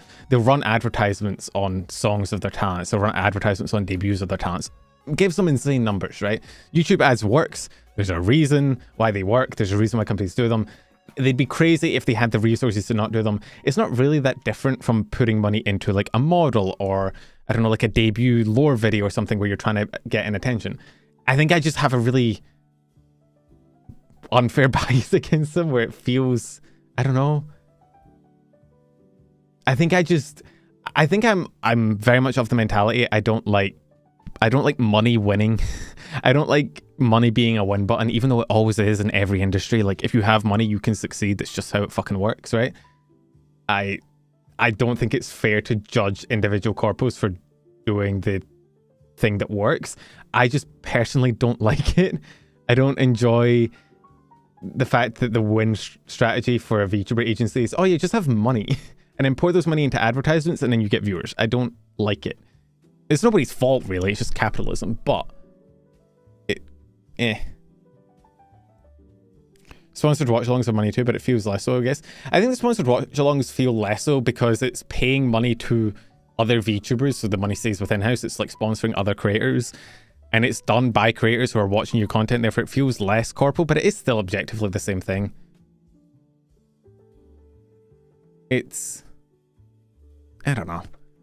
Again, I'm not trying to make like a fucking political statement here where people are like, wow, Penumbra hates Brave Group because they weren't as, like, no, it makes sense for them. If anything, it actually reflects well on them because it shows that they're pouring in resources to their talent in the best way possible. Somebody at Brave Group actually knows what the fuck they're doing and is using their money effectively in the way that will get them the most viewers. It makes sense. It actually probably reflects well on the company to like run ads like that.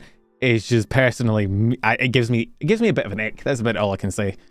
Penumbra hates Brave Group because they run ads? Yeah. Like, no, it makes sense. It's logical. It makes them actually look well managed. Well done to them. I just personally have a bit of an Run an ad right now. I will not. I don't run ads on YouTube. I only run ads on Twitch because Twitch forces me to. Yeah, I'll buy an ad from it. What would I even advertise myself as?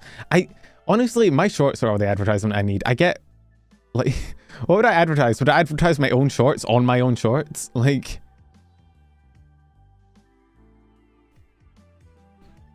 do an ad break, it'll be funny. I don't even know what my advertisement would be.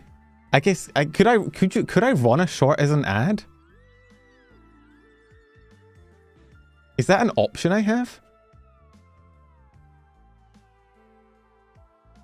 Punkalope. I have debated, like, I have debated just recording a short like this or with the other model and just not explaining myself.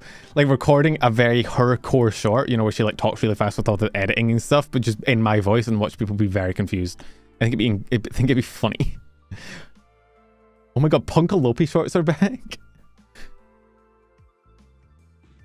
Okay, dedicated fan base. Honestly, again, this could have gone to anyone here.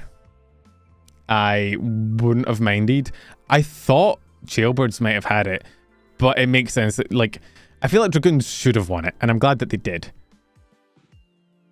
Because Dragoons are insane, and genuinely, I don't think there is a more dedicated fan base, so I'm happy that the Dragoons won. And it makes sense. I mean, dedicated fan base is kind of the most inherently accurate because it's a popular vote, which means the most dedicated fan base probably will win as long as viewer count is roughly the same. I'm glad Dragoons won though. Given everything that Doki's been through this year and that they've stuck with her through, they deserved it. Good win, good category.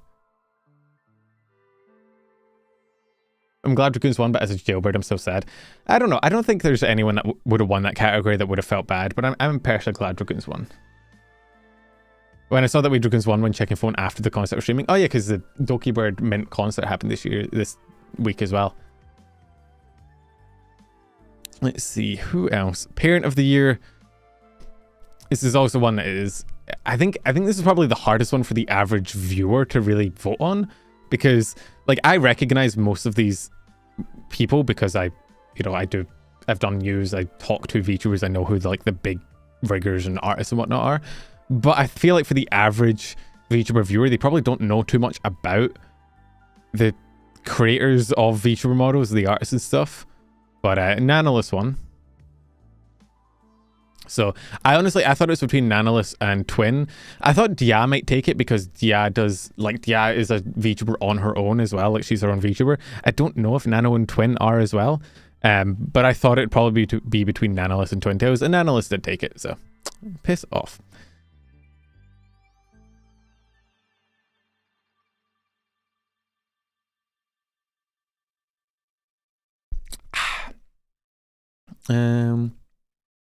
Let's see. Best VTuber event. This was probably the one I was more annoyed at. I was actually more annoyed at this nominations than any other ones. For one, there are 2 hololive nominations, which isn't even like a different hololive member thing. It's just 2 from the same agency, which I think again shouldn't be a thing. But also, it didn't have the one fucking event that I actually would have voted for hololive, which is Breaking Dimensions, which I thought was genuine. Not Breaking Dimensions. Breaking Dimensions is there. That's why I said it. I read it. The Minecraft roleplay one. The Enrico. Yeah. Enigmatic Recollections was like cool. It was honestly like genuinely impressive. It was a cool, creative event. I would have voted for it probably if it was up here. And it's the one hololive event that wasn't up here. Instead, you have a GTA collab and Breaking Dimensions. One of those is just a hololive concert, and the other one's just a GTA collab. I don't know. I would have voted for any if Enigmatic Recollections was on here. I would have voted for it, and if it had won, I wouldn't have been mad. The fact that 2 hololive events got nominated, neither of them was the one I wanted to get nominated, and then I'm pretty sure like GTA won.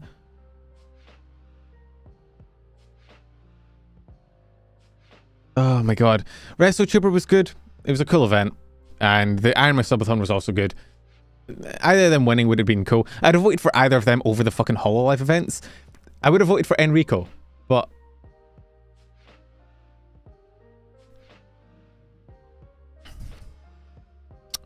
I don't know. Enrico's just a fancified RPA SMP, don't know why they... But the thing is, there's a lot of effort that went into it between like the trailers and the builds and everything, right? Most of these are just like one-day events or just playing GTA, whereas that was like actually a creative storytelling medium, which I think is cool.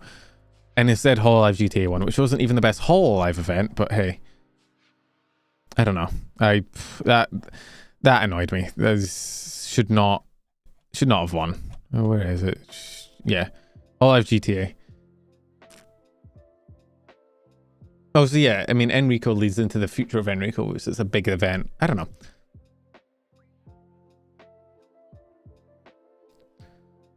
Vtuber was cool because it brought together a fuck ton of different people. Like, it was a massive collab, which I think is always cool to see. Iron Missy Subathon broke the all-time Twitch sub record for a while and donated half the proceeds to charity, which is amazing.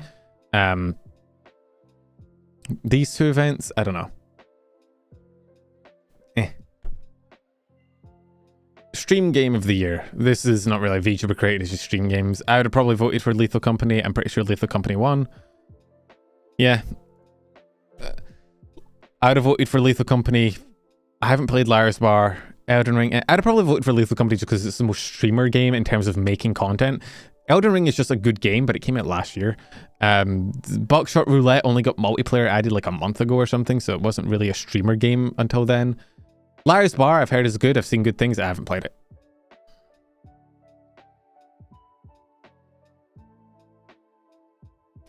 Let's see. Gamer of the Year. Gamer of the Year is one where I don't think Bibu should be here. Kayla winning, would not complain about. I'm surprised Doki isn't here, considering Doki is legitimately like an actual top gamer, but I know I think she won FPS Gamer of the Year, didn't she? Is that not up here? Did we not cover that already? VTuber. Oh, we must have already covered it. I'm pretty sure Doki won FPS Gamer of the Year, right? Yeah. So in which case, like, maybe it's non-FPS games, which is understandable. I do think Doki is probably one of the most impressive VTubers from like a pure gaming skill. So her being here would have probably made sense, but I think they probably hit the max number of nominations you could get for one person. Kayla's always on that fucking grind. Bibu, I do see her gaming with Kayla a lot, but again, it's just the 2 hololive nomination things. Tenma, Zentria, Akemi. I think this is actually one of the ones where I probably would have voted for I wouldn't mind voting for a holo member, but the holo member didn't win. I'm pretty sure Zen won, which is good to see. I'm glad, you know, it's nice to see a vshojo member that isn't mousy win something. So, although again, they said in the award show that it was like either it wasn't pure gaming skill, even though that's what the category said, so I'm a bit confused.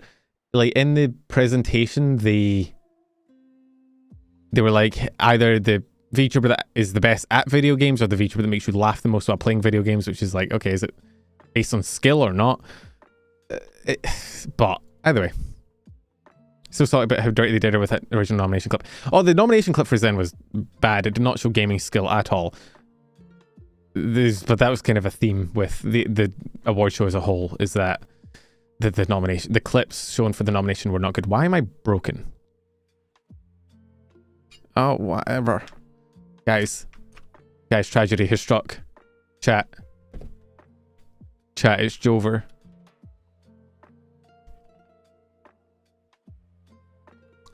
My phone ran out of battery. I had it plugged in. It just, I think I didn't unplug it from it. I didn't take it out of its case, which means it overheated. So, Lopi struck. If you redeem the Lopi model now, it will just be her Des staring at you. What have you done? Look what you've done. You've unlocked Lopi.png. I hired this thing to stare at you. Let's do this and...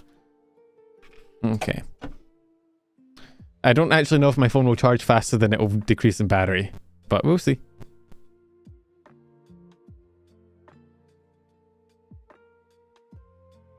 Okay, hi.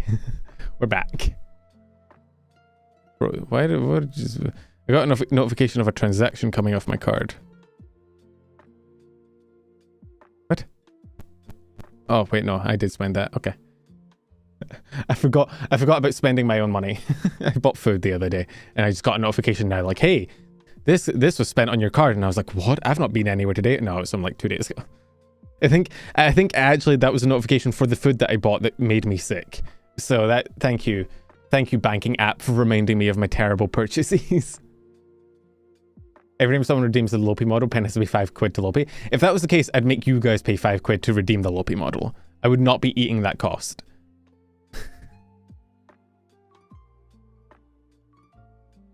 But yeah, I think, yeah, Zen won that one, which is fair.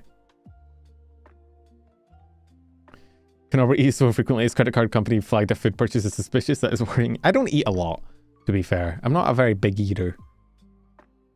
There's a reason I'm only like 60 kilograms. Ludtuber. Melody, Cottontail, Fifi, and Skew-chan? I've said her name like 5 different times and I mispronounce it every time. Honestly, I probably would have given this one to either Melody or Cotton. I think I voted for Cotton myself. Melody winning does not surprise me.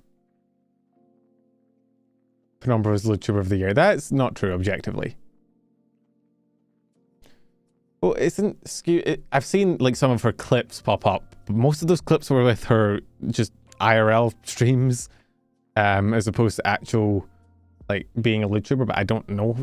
Listen, I've said this before, I don't really follow Ludtubers. I don't really watch Ludtuber content. It's not really for me, despite what most people would say that I'm actually not that much of a gooner. So I don't watch Ludtuber really. So I was very uninformed of this. I just voted for Cotton because I've interacted with her before and she was super sweet.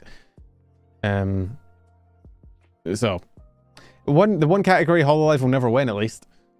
So that's something. Some cause a lot of fighting. The Ludtuber category caused a lot of fighting? That's weird.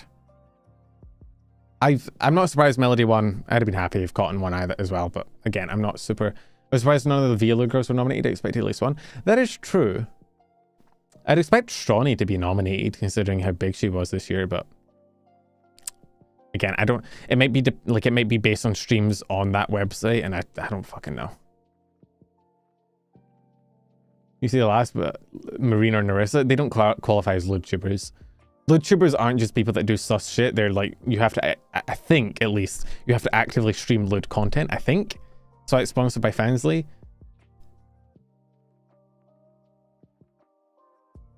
Like, as kind of unhinged as Marina and Narissa can be, they don't stream like Fansly content, right? Not like Mel, or I think Cotton does the same. By Holofan standards, yeah, but by actual LudTuber standards, they don't. It was mostly because Fansly sponsored it that people fought over it, because people seem to hate Fansly. Oh, has Fansly done anything wrong? What am I out of the loop? Anyway, yeah, Melody won that one.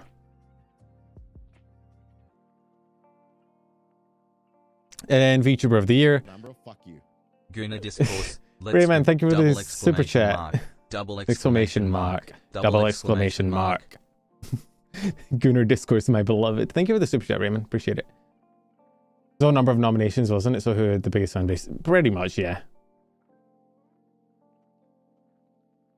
Fansly is just an OnlyFans copy and people hate sex work. Hating sex work in the LudTuber category is kind of crazy, I'm not going to lie.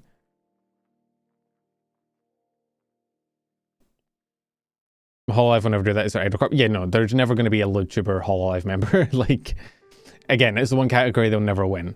They might be unhinged, but they're never going to be unhinged enough to meet. That is the...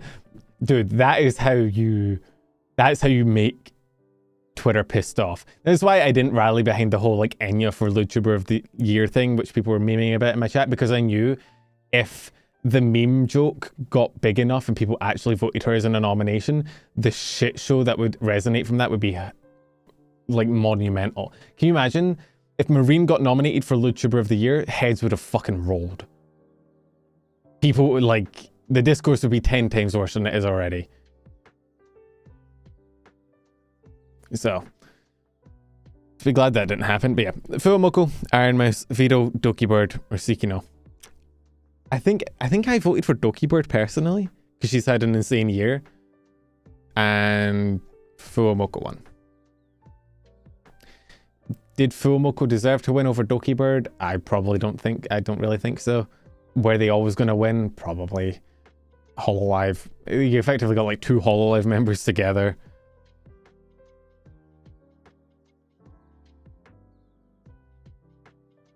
Always next year we'll get a Fire Girl nominated. I'm telling you, if it happens, people will be pissed. It will be funny and I'll laugh, but it will be...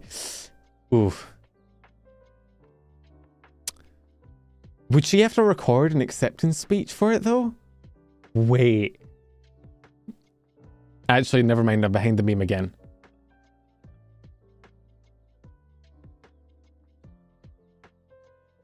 I think the hard work grind to get to this place makes them qualified for completely different reasons. Maybe.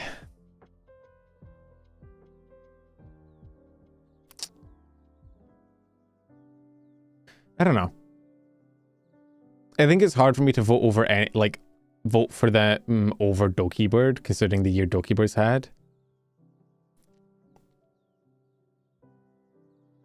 Not only 2 EN VTubers, also 2 JP VTubers. They made a lot of JP and EN content as well as the first original song.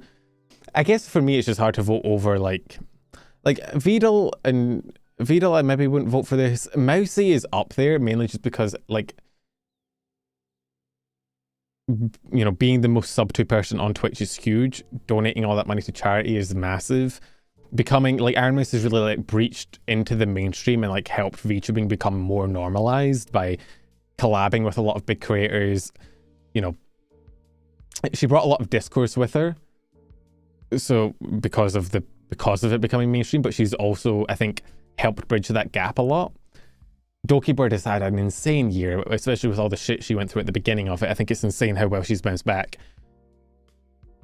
I think it'd be between those 2 for me. I don't think, like, Fuamoko's they're a Hololive member. Like, that, it's not that they didn't do good shit this year. It's just that compared to Mouse and Dokibird, I think they two have had much more of a holy shit, what the fuck here, right? Like, Dokibird, for being a part of probably one of the biggest scandals in VTubing history and managing to bounce back, especially with all the mental health shit she's overcome this year. And Iron Mouse for actively like helping broaden the community and like reach out and make it more mainstream and normalized, I think is huge, and I think it's super cool that she's done that. I don't think I could vote for Fuomoko over that. I think I don't know, like, what, like, it's not that they've had a bad year. I'm just, what have they done specifically that is like above and beyond, right?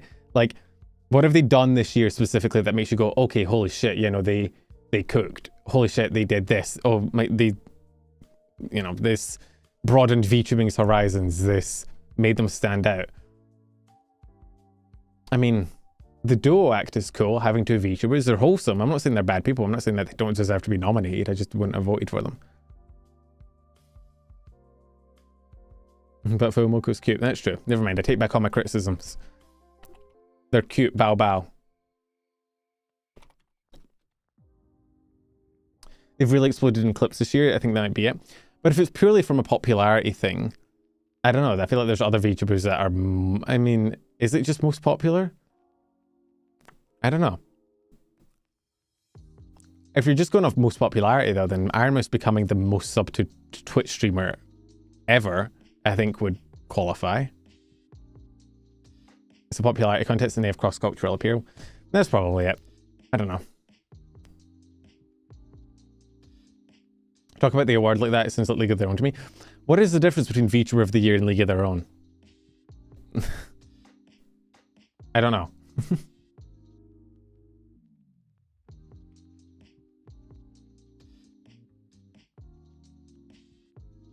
They seem like very similar awards, honestly. Like, on paper, it feels like League of Their Own should be unique content. Like, League of Their Own should just be, hey, this person did shit that like nobody else is doing. Like, this is super unique. Like, you can't find this anywhere else. But then the nominations were pretty generic. Like, not that I don't like them. And Iron Mouse's subathon probably clarifies as unique content with all the shit she did in that. But like, you know, like we said earlier, like Geary or Vidal and shit should have been in here for like unique content.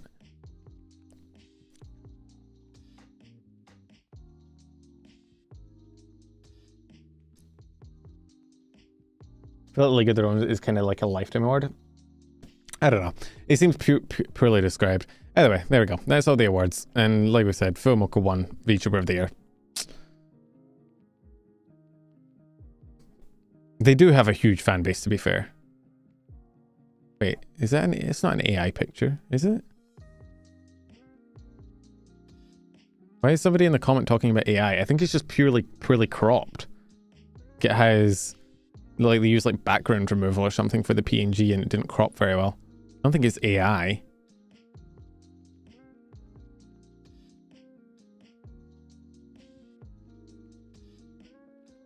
I'm now invested in this drama.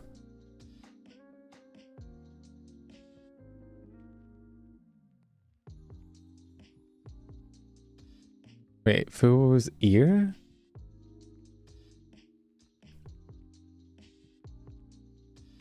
On to news story number 2. We will in a minute. I'm invested in if this is actually AI, because I'm not clocking it as AI.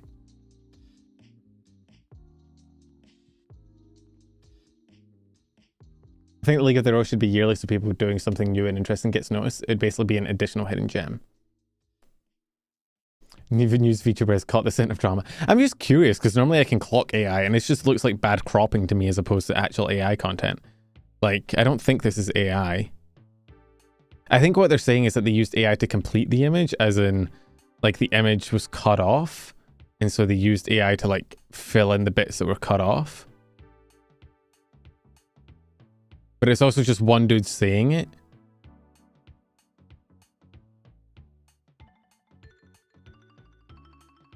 Who's ears, jacket, and hair? I'm not seeing it. I'm not seeing it. I think that guy's just delusional. The tweet might be getting... No, to be fair, the tweet's not getting 1 guide. He has, like, no likes. The replies to him have more likes than he does. So I think he's just... Dude, that's the terrifying thing about AI. Not to go into, like, an AI rant, but, like... Now that AI has become prominent enough, accusations of AI just become, like, way more credible. You now have to fucking... You now have to actually look to see if things aren't AI than they are. We're all delusional, otherwise it would be Vtuber fans. Yeah, but we're normal delusional, not calling everything AI. Yeah, I'm pretty sure I've seen that Fuwamoko design. That is weird though, that hair bit there. Man. Fuwamoko. I feel like I'm just hunting for ghosts. I don't think it's AI, but I'm also genuinely curious because if I've not clocked AI...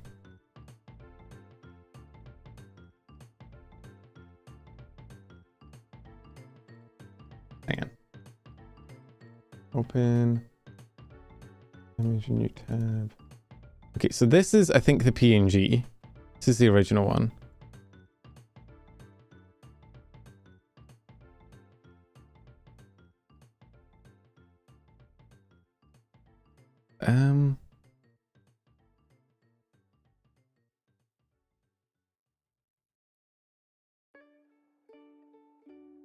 Sorry, I feel like I'm going on way too big of a tangent for this, but I am genuinely curious.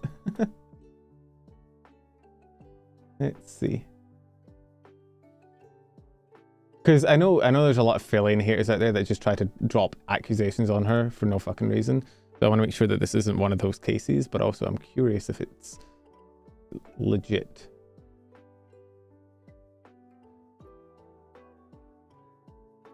That hair thing is weird there.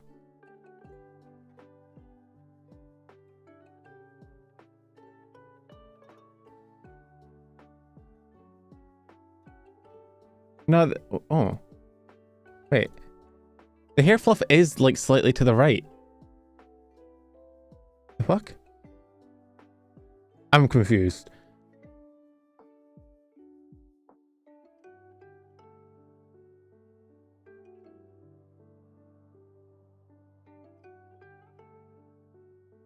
Yeah, Fuwo's jacket is black.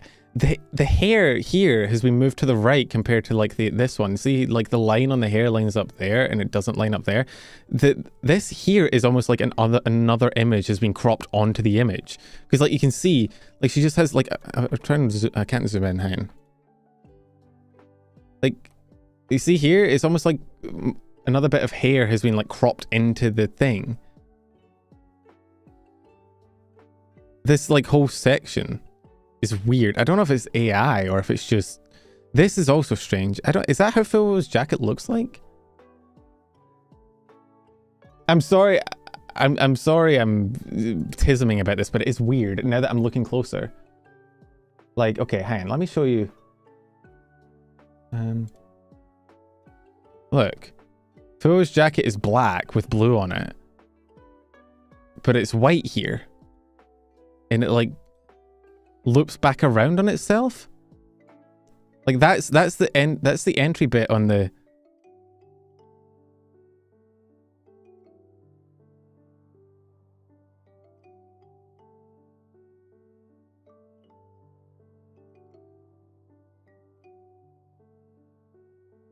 It looks like, I think that's what the guy's saying is that, like, because look, the AI, the PNG cuts off here. Like, you don't have the full body PNG, but they use a, wait, no, it's Mokoko? Mokoko is cut off at the right spot, but Fuwa extends past where the PNG cuts off. Did they use, like, an AI image expander to, like, generate the rest of the image because there wasn't an image? And then maybe the AI expander backtracked to, like, try and like merge between the AI image and the new one.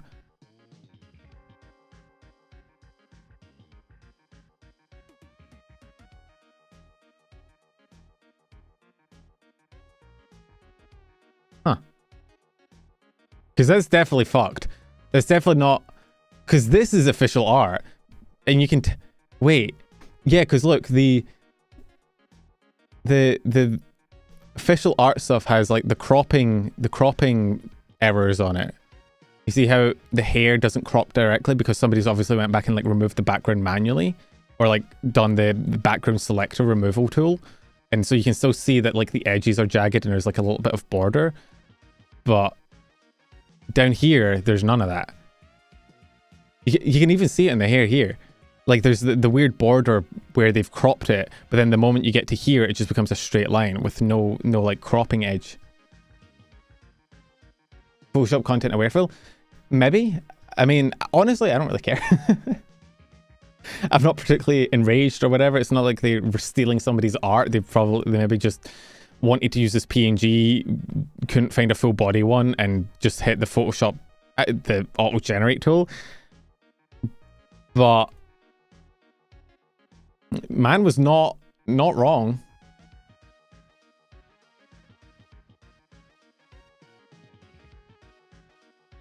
Bro,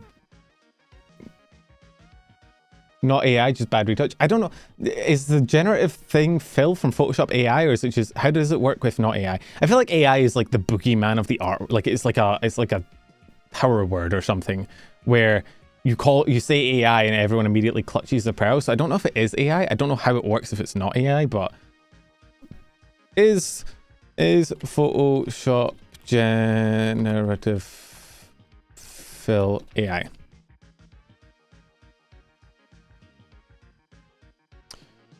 Oh my god, there is something deeply dystopian about asking Google if something's AI and having Google's AI tell you that it is AI.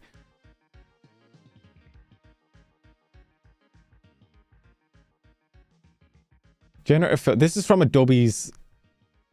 This is from their official site. Generative fill is a generative AI tool powered by Adobe Firefly.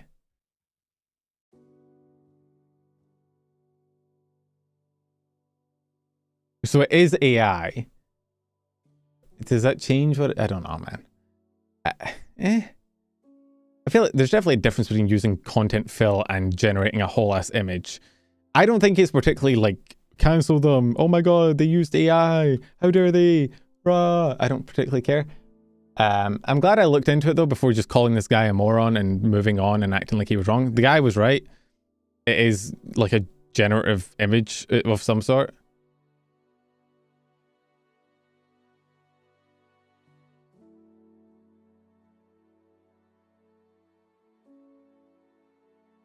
I think it also comes off as bad faith to claiming there was an image as AI as if it was completely AI generated. Part of Full's arm was AI generated, this is from pure generation. Yeah, because using a full AI generated image is stealing from artists, whereas this is more just like, oh shit, we don't have enough of the image, let's just quickly generate the rest of it. I don't think it's cancelable, I don't think it's that big a deal. I'm glad I looked into it. He doesn't say... I mean, he just says there's weird AI going on, which there is. At least a higher quality, not AI picture. It's not really an AI picture, it's AI filled. I do agree though, it is weird that, like, I mean, I could fucking, dude, just... I can get you a fucking better... You literally, you go to hololive, this is the trick for getting PNGs of any VTuber. You go to hololive talent, type in the VTuber name, followed by the word talent. You go to their talent website, there you go. Not only do you have pose PNGs, but you have all the different PNGs for each of their models. You go there, you grab this one for Fuwa, you grab Mokoko's one, you slap them together, shove it on a thing. Dead simple. You don't need to crop it, you don't need to do the weird background removal that they've done here, which is like the weird cropping artifacts for some reason. You go here, snip it, put it on. You go for Mokoko's, snip it, put it on, slam it on there. There you go.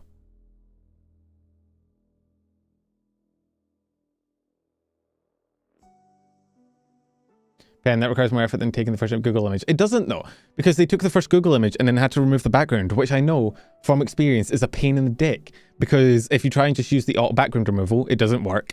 If you try and use the color selector, it also doesn't work. And also you have to click in each individual bit of hair that isn't connected.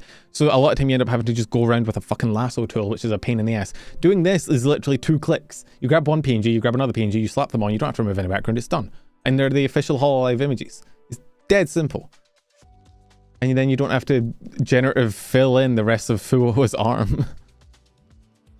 Again, I don't think it's a big deal. I don't think it's drama. I think people clutch their pearls at AI. But it is also important to look into things when you see things like that. Because I could have very easily just said that guy was on some shit and ignored him. But he was right. Saying the image is AI generated is a bit bad faith, but not wrong. There's a billion better PNG images they could have used. There you go. Or you could ask the talent for a picture. Although if it was anyone but hololive, I'd say, yeah, I don't know if the hololive people would would respond. But hey, now we know. Someone DM follows. The fourth full Moko image is also just better. Yeah, no. I don't think this is a big, oh my god, they use AI. It's more, oh my god, they could have literally spent 30 seconds and made this better than it was. But there you go. I dare say somebody just got given the job of, hey, we need to make the announcement of each category. Can you go through and make the graphics for each winner at the end? Because that is the default Project Melody PNG. I know because I've used it in my videos. Actually, I could probably, they must have had, did they not? Maybe they asked Zen for that one because that one's not available from what I remember. Again, as a person that had to make thumbnails with VTubers, I know what the default PNG is for a lot of VTubers. That's the default PNG for Nanoliths. And that's just a cropped image of the Dokibird waiting screen, I'm pretty sure. That's just the Mythos logo. That's the wait, they used the fucking, that's the talent image for Kiara. I know because I've used it. Look. That's, so they wait, huh? They used the talent image for Kiara, which is the one I'd recommend using, but they didn't use it for...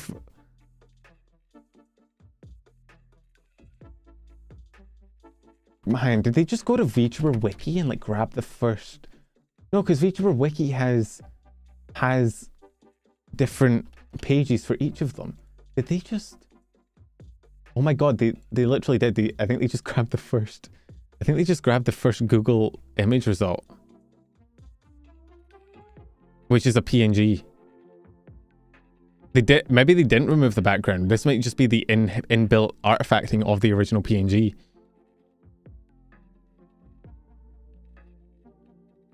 Does it have the artifacting in it? Wait, it doesn't have the artifacting in it though. So did they take the same image and then manually? No, but this is different because they don't have it doesn't have the same like cropping artifacting in the background.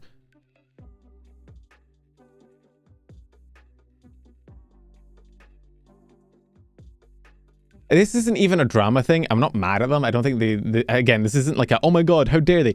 I'm just genuinely confused about the workflow of this fucking graphic. I don't, because every other graphic looks normal, right? In cases where there was a default PNG, they grabbed it, slapped it on. In cases where there wasn't, they just cropped around a graphic and slapped that on. Makes sense, completely valid. With the Kiara one, they took the PNG from the talent website, which makes sense. It's the easiest way to get there. That's what I use for my thumbnails. I'm just genuinely confused for the Fuwa Mokoko one. Because you can see it has like the cropping artifact imaging, which means that they probably manually cut it out themselves because this one doesn't have it.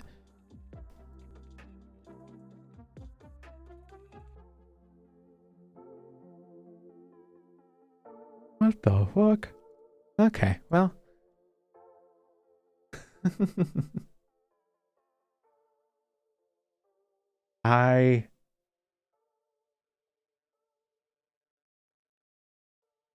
They probably removed the background, realized it was cropped, said, oh shit, I spent way too much time on this to throw it away in content aware about it. Maybe. It's not a bad thing. I don't care particularly. I'm sure there are people on Twitter that would immediately use this to slam Filian or something for, oh, they used AI. Rah, rah, rah. I don't really care. I'm baffled. As somebody that's had to crop out way too many anime girls and make too many thumbnails, like... I think Lasso tool would be better. This looks like somebody did the background removal thing. You can use a tool in Photoshop that removes color. So you click, it's like color selector. You like click and it will select the color and everything connected to it that's the same color and then delete it. Which looks like what they've done here. Because if they used the lasso tool, it'd be cleaner. And you'd have more hard edges and shit probably, and you'd have less of that artifacting around the background. The thing is that artifacting is so easy to remove as well. You can just do like an outside fill and then oh my god, okay, never mind. I don't know who made that graphic. Bad effort. The first image on Google has bad artifacting. If you open the image on YouTube and save that, I can see it. Let me save as PNG and let me open it. And open it. Oh, it does have bad artifacting. I'm opening it up now. It has the same bad artifacting. You just can't see it on the browser version. Okay, so yeah, no, they just grabbed the first Google image.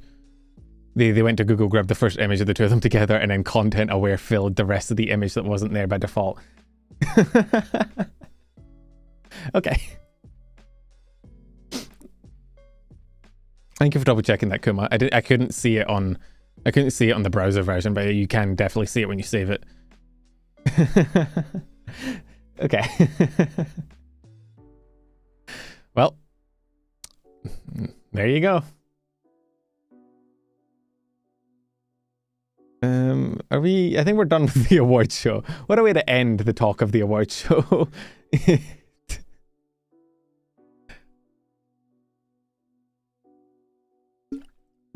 Honestly, that guy in the replies, it kind of goes to show you that Twitter likes aren't everything. Because that guy got 3 likes and the reply got 11 likes.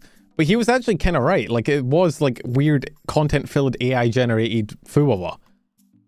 And he does make the point of, it's a special moment of them, a higher quality picture could have been used, which is true.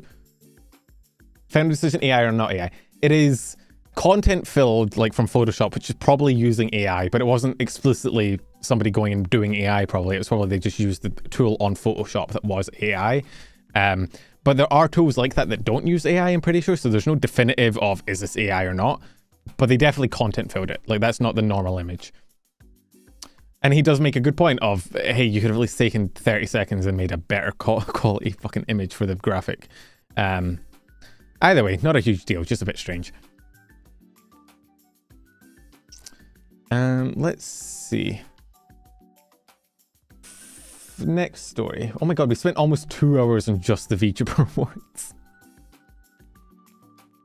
He's not wrong, but he did it in the most competitively possible. Yeah, I mean, he used AI and like that gets people's jimmies rustled.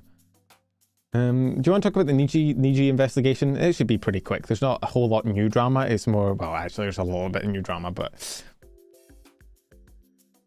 let me pull that up. And let me timestamp as well. 2 hours on Vtuber Awards. Good to see. Me and my content.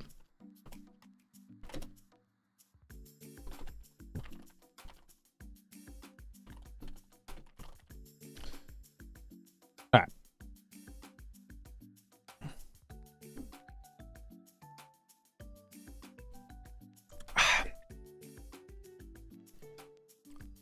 Niji.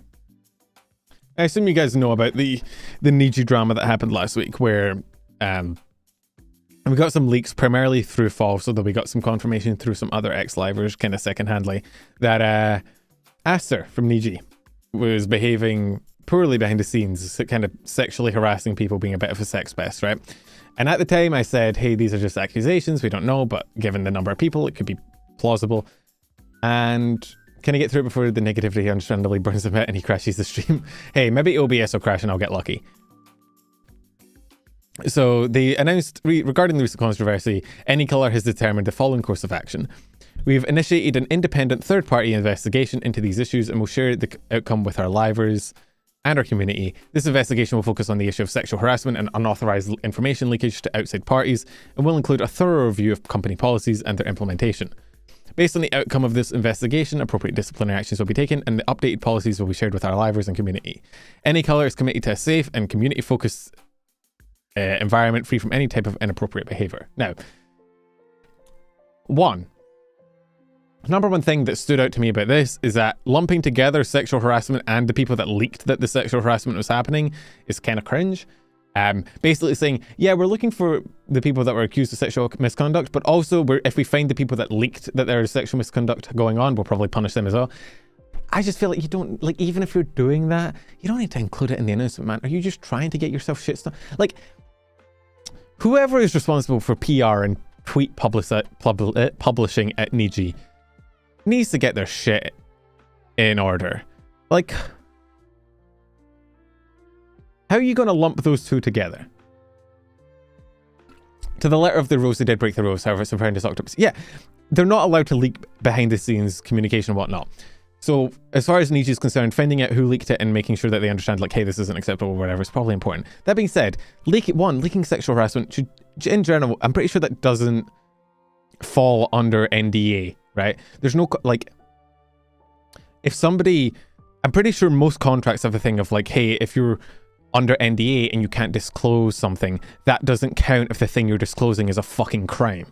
So if one of your coworkers is actually sexually harassing you, you're not prohibited from spreading that information if you're under NDA, because I'm pretty sure you're allowed to leak things that are criminal activities.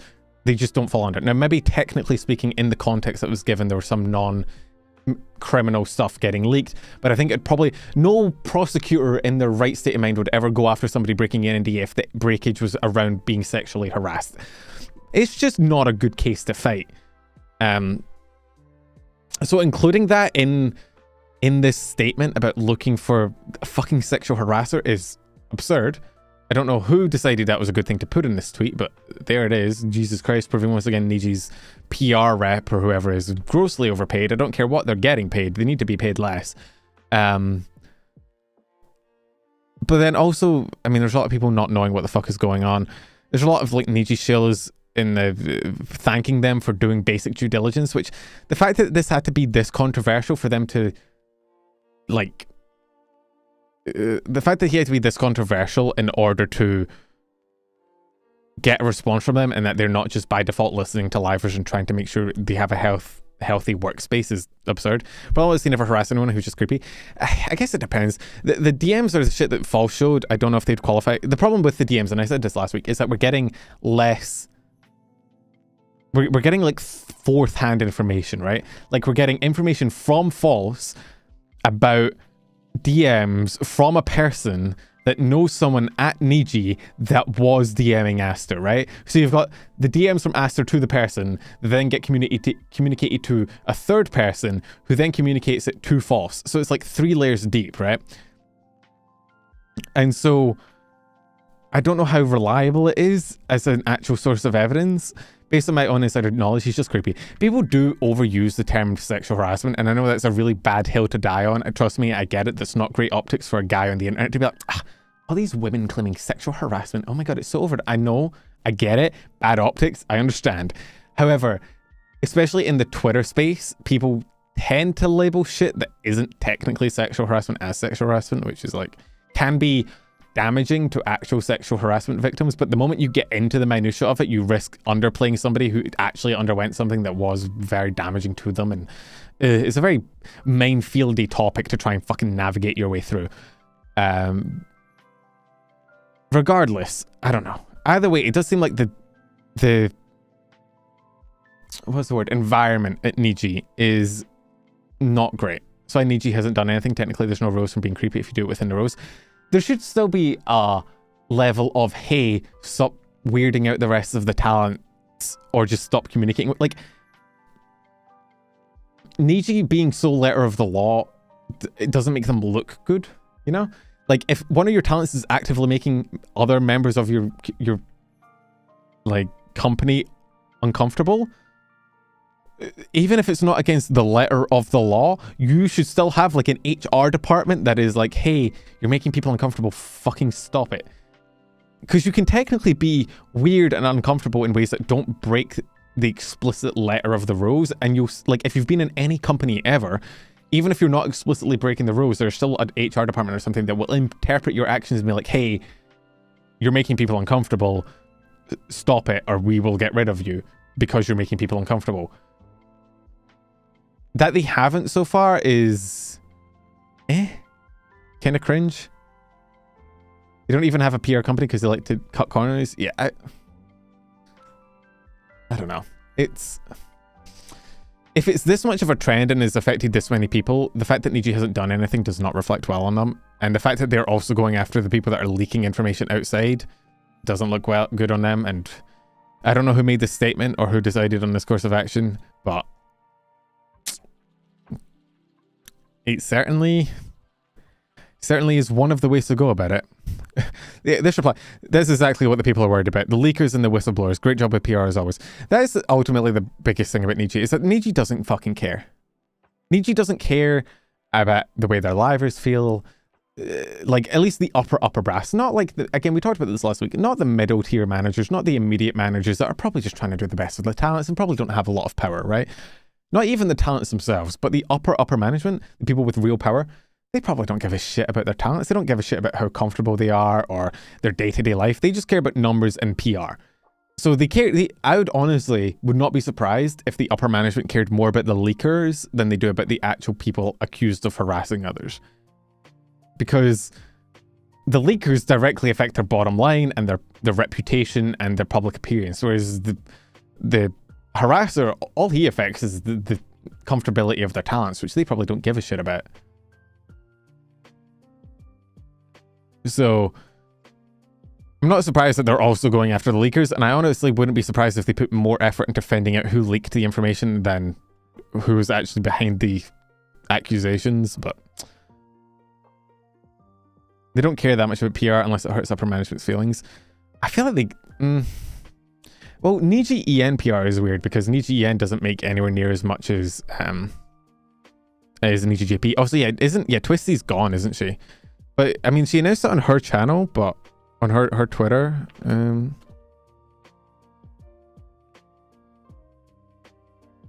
Oh, I don't follow Twisty. Weird. I should. Let's see. Yeah.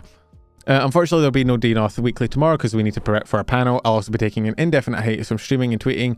I love you, spirit mates. No, I'm not one of those fucking detectives that is like, oh, I will analyze the emoji use and determine if this is actually her. It seems like her. I'm not going to try and fucking drama speculate. But yeah, no, her going on hiatus right after they start looking into finding the people that leaked the DMs, when I think a lot of people assumed it was Twisty that leaked the DMs. Hey, Twisty's pretty popular and pretty well known in like the indie scene anyway, so like, if worst comes to worst, she graduates, people will be there to catch her. She'll probably be more successful as an indie, honestly. I know it sounds rough, but Nijisanji numbers have not been great recently. Like, it used to be that joining Niji was like, the guaranteed, you get support of a corpo, you get free viewership, you get models, you get assets, but recently, it doesn't seem that Niji actually gives the talents much. It doesn't seem like they actually give them that much support, and in actuality, you probably don't even get that many viewers. At least compared to a lot of the indies. It may actually be a strat nowadays to join Niji for like 2 months and then quit.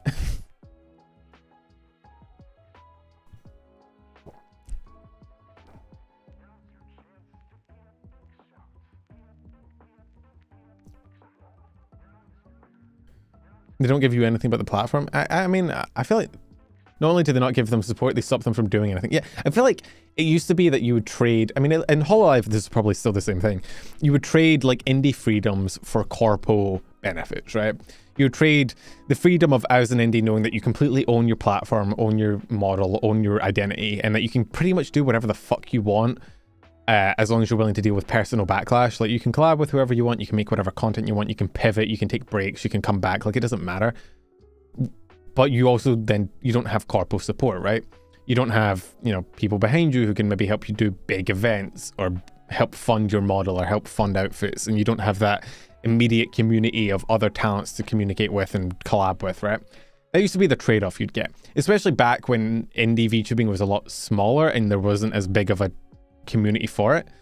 Nowadays though, it feels like joining corpos, you get all of the negatives, like you get all of the restrictions, but in actuality you get very few of the benefits. Like, it feels like they actually don't provide that much in terms of support and way more restrictions. So I don't know, maybe you join for a day and then you leave and then you get that free credibility, that free viewership. Anyway, So yeah, Niji continues to be horrible at handling PR situations in any way whatsoever. Is anyone shocked?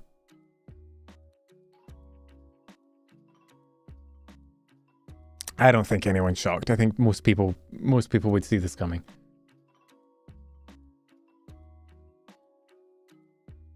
Does Celine leave before or after Pomu? After, I believe.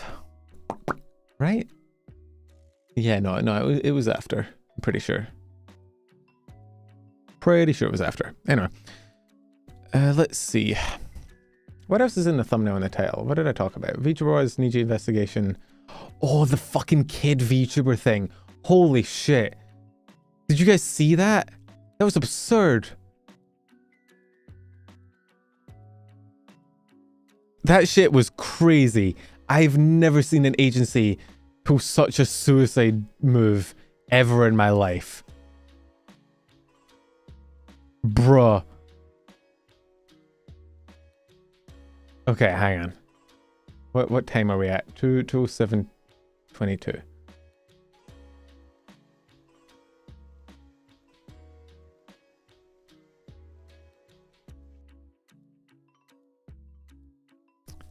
Right. So, how did this get past any management? I am not sure. They actually deleted their tweets, so I'm probably going to have to pull up the image of the... I took an image of the fucking Discord embed in my news channel because they deleted their actual tweet. So, bear with me for a second, chat. Can I just do it like...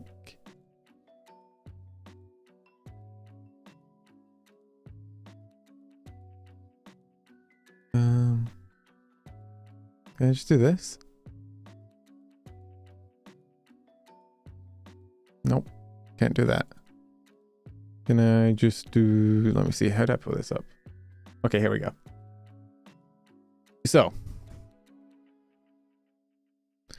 this was the tweet that they put out originally before they deleted it after realizing what a fucking clusterfuck it was.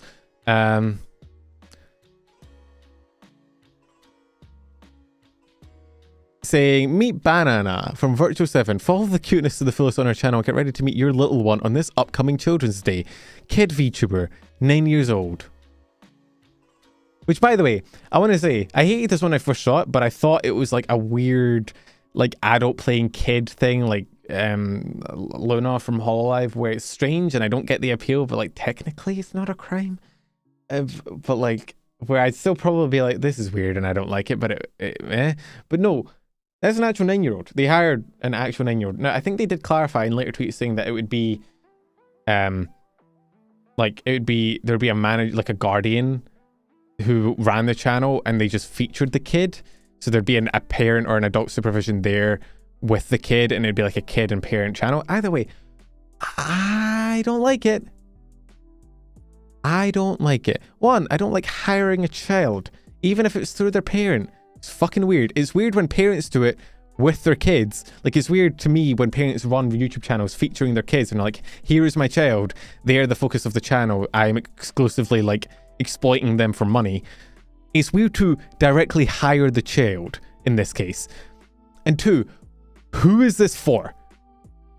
That is the question that I think needs to be asked. Who is this appealing to?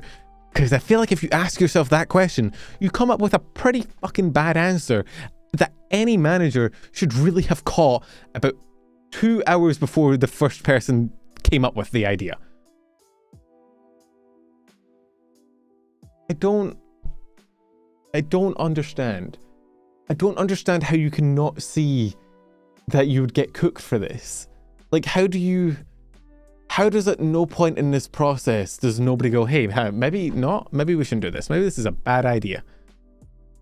Like,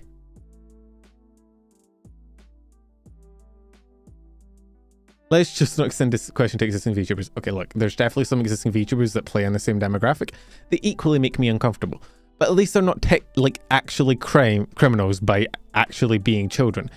The actual being children part is a big part of why this is weird. Because all the inevitable weird fucking sexualization that will happen is going to be done about an actual child. Which I don't need to tell you is not great. How does this happen? How do full-blown adults not put a pause on this? I don't understand. Hey Dean, how you going? Drugs. I am at a loss. Genuinely and truly. I am confusion.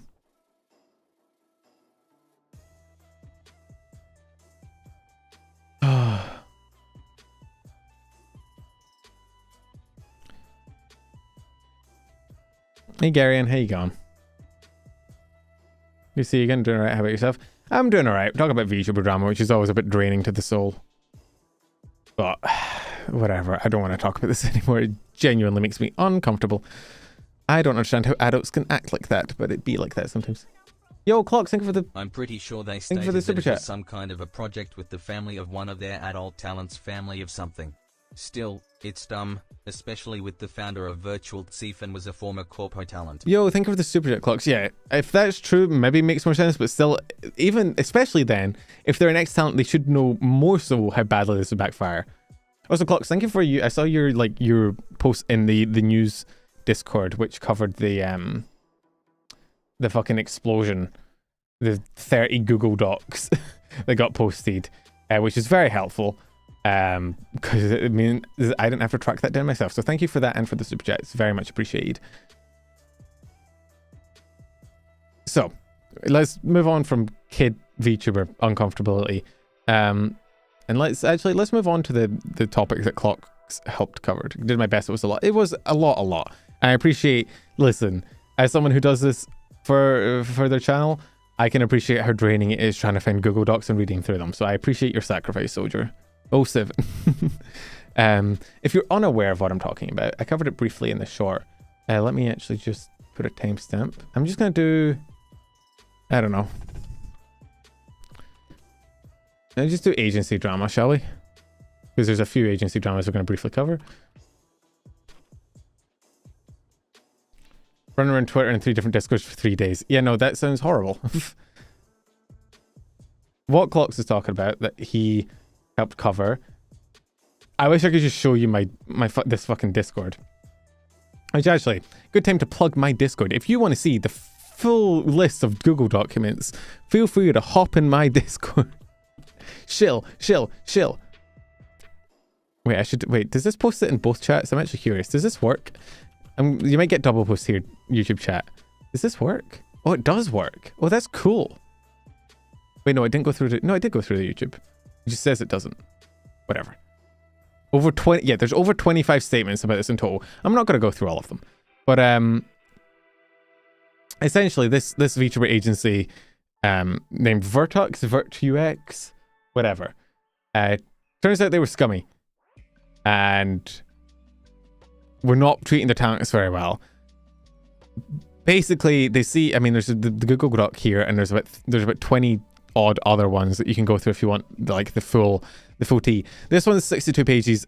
Overall, there's probably over several hundred pages of Google Docs to get through if you want the full story.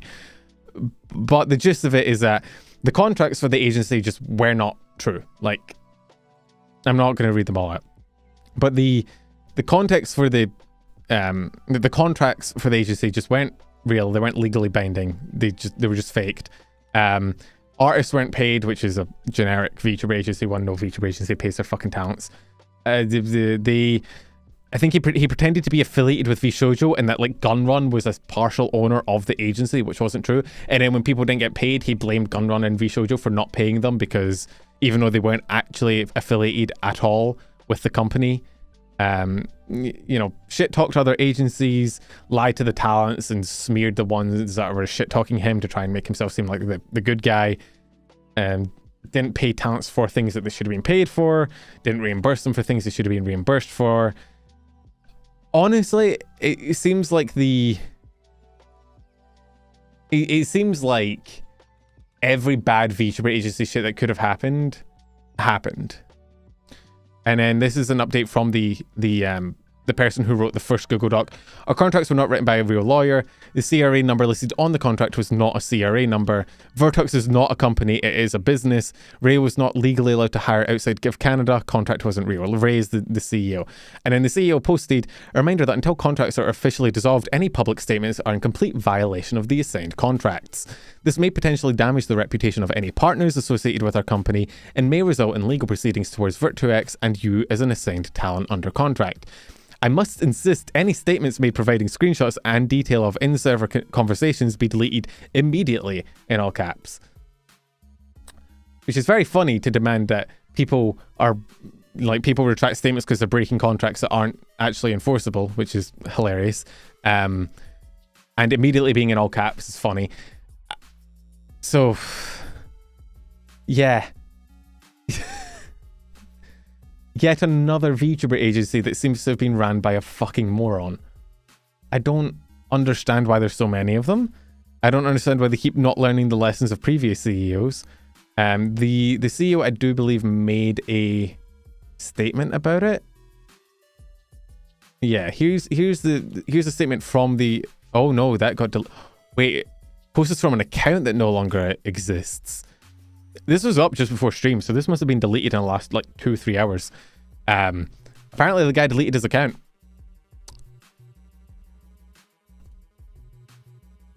But thankfully, big shout out to Clocks as well, who I imagine saw this coming, because he made like separate images of the statement. Thank you, my dude. Appreciate it. He deleted his Twitter and his Twitch. I'm not surprised. He was probably getting death threats. So wanted to address this once I'd fully closed things off and made all of our contracts whole over the weekend, but with recent statements I want to clear things up a bit. I feel the talent, staff and contractors that trusted me, that is something I can't dispute. I was unfortunately handing things on my own, and while I don't deserve sympathy or empathy, I tried my best to hold things up by myself and cracked under the pressure. I made promises I couldn't hold up to, and to avoid disappointing people, promised more and more. While no one may believe me, my intentions starting this agency were good. I had granted talents a lower budget than what was given to them. I provided management for setup out of my own pocket funding. Even when the agency wasn't making any money, I tried my best to fulfill talent's needs. This became overwhelming for me and impacted the agency's plans, and more importantly, the talents. There was no clear chain of command. I had not established myself as a strong leader, and I tried to please everyone, leading to me failing. My health took a massive turn for the worse, my funds were draining, and unfortunately I had no one to help take over and manage things while I recovered. This was inexcusable to the talents and staff that trusted me. Because of this, I couldn't keep up with my commitments to talents regarding their assets and fell massively behind. Instead of communicating this to talents, I continued trying to meet expectations and falling short. Let's see. And why did that not open? Hello? There we go.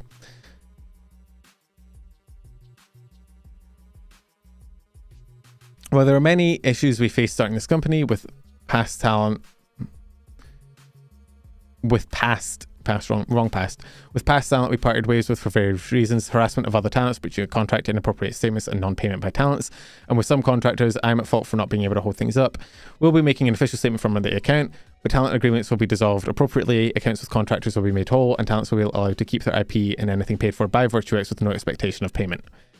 I truly wish I could have met up to standards. I told management and creators working with us this, but I never started this company to make money. I created it to help smaller creators achieve their dreams and hopefully break even for the thousands of dollars I poured into it and the time I spent trying to make it work. I regrettably fell short on this. While some statements from past talents may not be whole in accuracy due to some circumstances of their termination, I do hope you can support the talents, partners, staff and artists that worked with us. Additionally, I'll be stepping away from public platforms to work with myself, educate myself, and hopefully never disappoint people that trust me in me again. As much as it may mean nothing now, I truly am sorry for failing and hurting others in the process. So,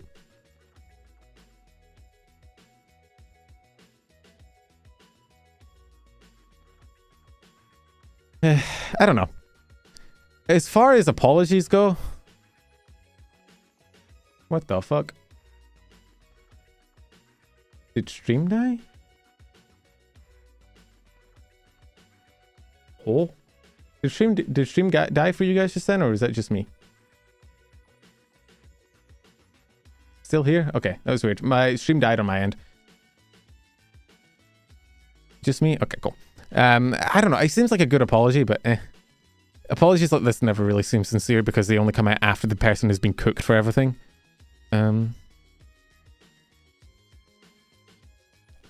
And there are people in the replies that seemingly know more than I do.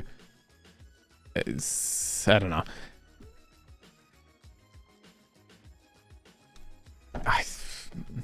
Ultimately, apologies like this always ring hollow, don't they? Because they only come after the person has been exposed. If the person was genuinely apologetic, they would have not kept... they wouldn't have kept up the bullshit after the fact.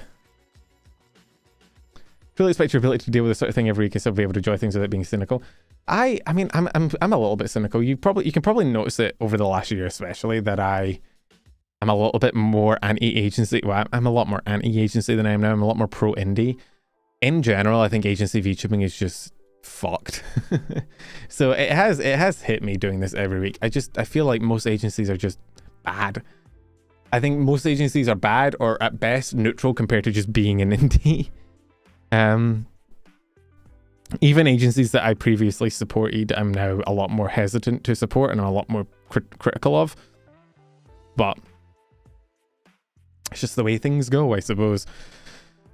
Yeah, no, especially with them trying to get them to remove their statements just before the apology. Like, I don't think he's genuinely sorry. He's probably just trying to save his ass. And then the deleting of the Twitter to probably try and avoid backlash.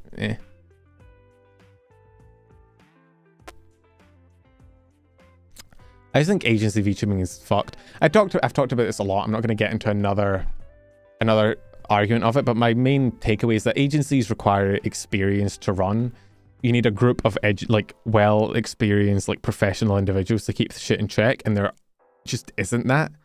Those people don't really exist currently in the VTubing scene because every agency dies within 2 years. So there's not really a group of professionals that are, able to help run an agency because all the agencies die before they can get experience, right? And the few people that have experience end up getting recruited to one of the existing good agencies, and so there's no room for new agencies to grow. Since that the CEO straight up slandered several VTubers outside of the company like Lorelei Locke, Shoto, Surge, and several artists he previously worked with. Yeah. The Lorelei Locke thing I saw. I didn't see the Shoto one. Always be Punkalope, advice Punkalope didn't follow. Who says always be Punkalope? Me? I didn't. I don't think I've ever said always be Punkalope. Did somebody say always be Punkalope? Who said that? I need to correct them. Was it me?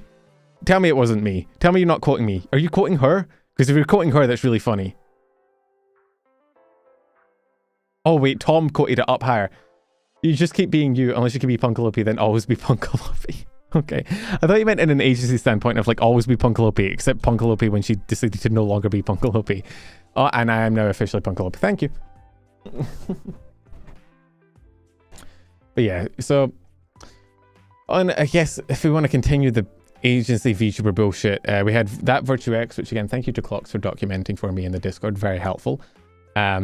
Nexus shutdown, which I, for one, am shocked. Completely in. Are you telling me that the agency that started with a new group of talents on a platform that was also new didn't work out? Who could have seen this coming? Man, if only people had told them when they started that this would not work, that this was a bad idea.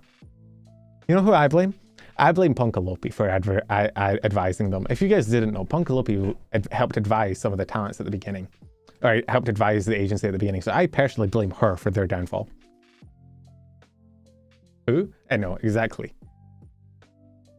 She's so bad at content, she fucking died. No, I mean, this is fucking predictable, isn't it? I'm surprised it took this long for them to die.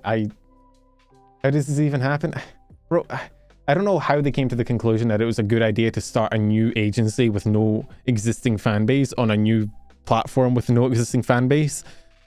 But it happened.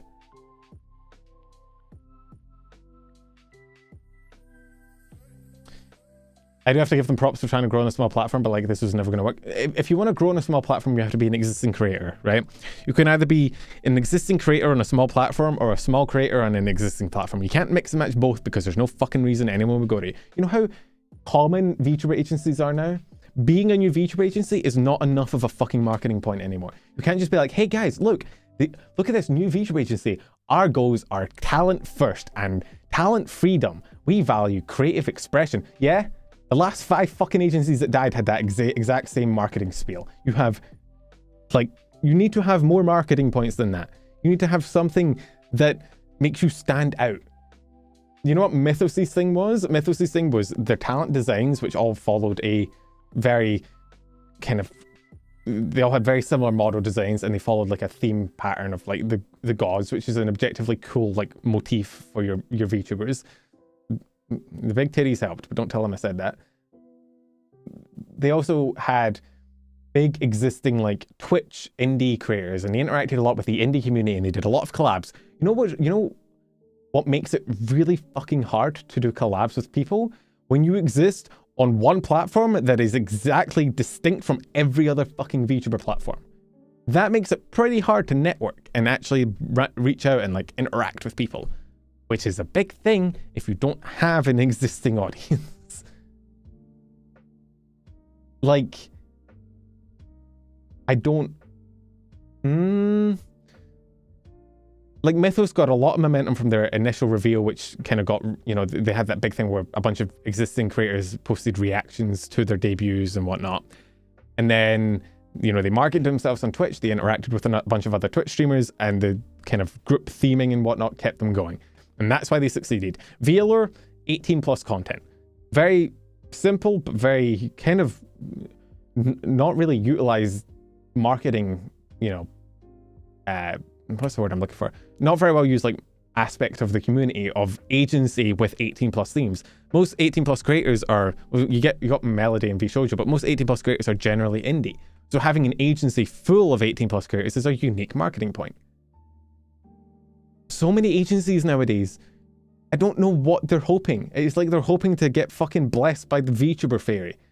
Like, okay, I'm gonna be mean here. I'm gonna be really fucking mean, and I'm sorry, but it is meant with the best intentions, right? A lot of VTuber agencies will go live, new agency with new talents. They won't market themselves really at all. They won't have like trailers, they won't run ads, they won't do anything. They'll just debut 4 new talents with subpar models. I'm sorry. Listen, as a guy that only really has a chibi model, I'm not trying to like fucking shame anyone. Models are models, and as an indie VTuber especially, like, they're fucking expensive. It makes sense, right? But if you have subpar models in a new agency with no existing fan base, and you don't market yourself, and you don't have a interesting, consistent theme or content strategy, what are you expecting is going to happen?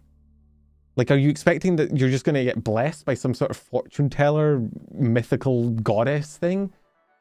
About 4 agencies come out a month, it seems, nowadays. If you want to succeed, you need to do something different. You need to be unique or recognizable, or I don't know. Getting a good model is literally the only reason joining an agency. Yeah, I don't understand. It bewilders me. I don't know what people are expecting to happen. My theory is that they were trying to copy Brave Group. They have their own academy on Arium. The difference is that 1 is Brave Group, 2 Arium existed in Japan for several years at that point. And even then, I feel like the whole academy thing isn't necessarily super profitable. It just helps seed out who's good and bad for an agency. And the only reason it works is because you already have an existing agency to funnel people into. I don't know.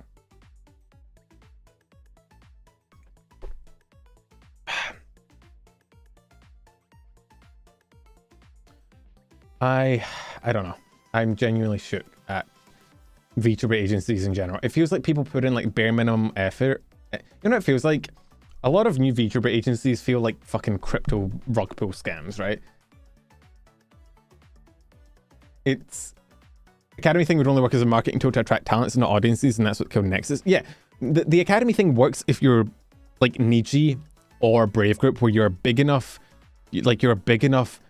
VTubing monolith that you have enough people applying that you can afford to make an academy to weed out people that are good while also making content of them. People that are already VTuber watchers are just going to go watch an existing VTuber. They're not going to tune in to watch PNGs pretend to be VTubers, right? You can't do it as a startup, and you can't do it especially on a fucking isolated platform that nobody's seen before, that nobody watches. And they're definitely not going to and a mobile only platform that you have to download an app for. Bro, I'm a fucking news VTuber. I didn't even download that app. I couldn't be fucking bothered. I don't want to download another app onto my phone to watch your shit ass fucking company. Like, dude, the number one most important thing that you need to know as a content creator, as any content creator, agency, indie, number one fucking strategy. Listen, if you're trying to be content creator, this is one thing you need to know. Audiences are fucking lazy. They don't want to click things. They don't want to download things. They don't want to go through clicking. They don't want to have to click a separate link to go to a separate place to watch you, right? They don't want to have, if you're a Twitch streamer and your Twitch link isn't in the bio of your Twitter account, and you don't post links to your streams when you tweet that you're going live, most people are not going to click through, because that means they have to go to your Twitter account. They have to try and access your card. They then have to find the Twitch link in that, click the Twitch link, and then on their Twitch stream. Or they have to go to Twitch and look you up. The majority of viewers are not going to do that. Some of them will. And if you're big enough, that's enough. But the majority of them are not. The majority of viewers, the majority of audiences are lazy. They want one-click solutions. They want to just be able to click to a thing and go. You know the way you test this? Run a poll. Run a poll on your channel. On Twitter, on YouTube, whatever. And look at the number of likes that poll gets, right? I could probably show you this actually with my own channel. If you ever run a poll, and it's not like a platform specific thing. It's on Twitter, it's on YouTube, it's on everything, right? Let's see. I can show you. Okay. Here's my post, right? Post after it got 1,000 likes. This post, 160 likes with 1.6 thousand votes. I got more votes on this than I got likes on the next one, but I got way less likes. This one 382, this one 628. This fucking advertisement got 177. This poll, which was a pivotal poll about the direction of the channel, got less likes than a fucking advertisement. But that's not because less people see it. It's because people see it and click once. They'll click to vote, but that doesn't mean they then won't click to like, right? Or they'll click to like and scroll on, or they'll comment. They'll generally do one thing. If you ask them to do multiple things, they won't do it. They'll vote and then move on, or they'll like and then move on. They won't do both. So making a poll actively decreases the number of likes you'll get, because you've already used your viewers of one click of the day, effectively, right? And then, I mean, I can show you this one. This one got 1 like, but that's because it's a members only post. I got 20. That's for the tier list, by the way. Sorry for the lack of tier list. I have had a week. I had my mum thing, and then I had my food poisoning. I'm sorry. It's been a hell of a week. I'll try next week for sure. Hopefully. I do apologize. I know it was a tip reward goal, so I do feel bad about doing it. But in my defense, it has been one fucking hell of a week for me. So bear with me. But yeah, membership leaks. I mean, you can't vote on it unless you're a membership. You can't vote anyway. So. But if you do want to vote on the tier list, become a penumbro now, and you get access to free votes like that. Oh, the post just on what tier lists I do, like what I run the tier list on. Which, if you want to get a membership and vote, feel free. If not, cool. Anyway, there's my little content rant. Overall, I'm entirely unsurprised that this happened. I don't know what they expected. I'm sorry for being so hard on you, Harry. Harry, I'm sure you had the best of intentions. I'm sure you wanted your thing to succeed. And I'm sure they're offering the talents the right to retain IP, which is good of them. You know, it doesn't seem like they're evil. Actually, no, they did the Battle Royale thing. Never mind. That's kind of fucked up, Harry. Come on, Harry. You can do better than that. But hey, if he's genuinely, like he says at the end here, committed to like doing better, I don't think you could do worse. Sorry for being so harsh, but Jesus Christ, I'm so sick of shitty agencies taking advantage of people. I was going to clip this rant, but I already clicked several things today. Understandable. At least, you know what, to be fair, at least they didn't contract a child. That's true.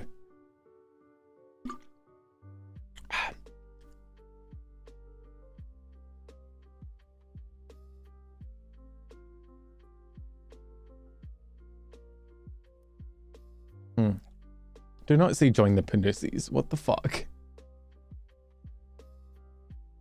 That we know of. Oh, true. Don't actually, you know, I shouldn't speak too soon. Anyway, what else was there this week?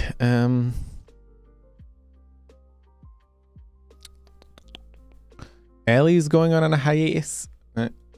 Something, not really any reasoning. She's just going on an indefinite hiatus. She'll be back when she's ready, which is fair. What else? Oh yeah, the Pakora thing. Hololive didn't actually sweep one award show. They didn't win the Game Awards. Queso won that. I actually didn't see too much anger over this. But to be fair, that's probably because most Pakora viewers are JP and I probably don't see their tweets. But for the most part, I mean, I think it's hard to be toxic towards Queso when he's so like unbelievably wholesome all the time. So maybe that's why, but I didn't see much too much toxicity. I did see Roka get hospitalized. I normally don't like cover shit like that in the short because it's like personal health information, which I'm not super fond of like talking about, but yeah, I did see that.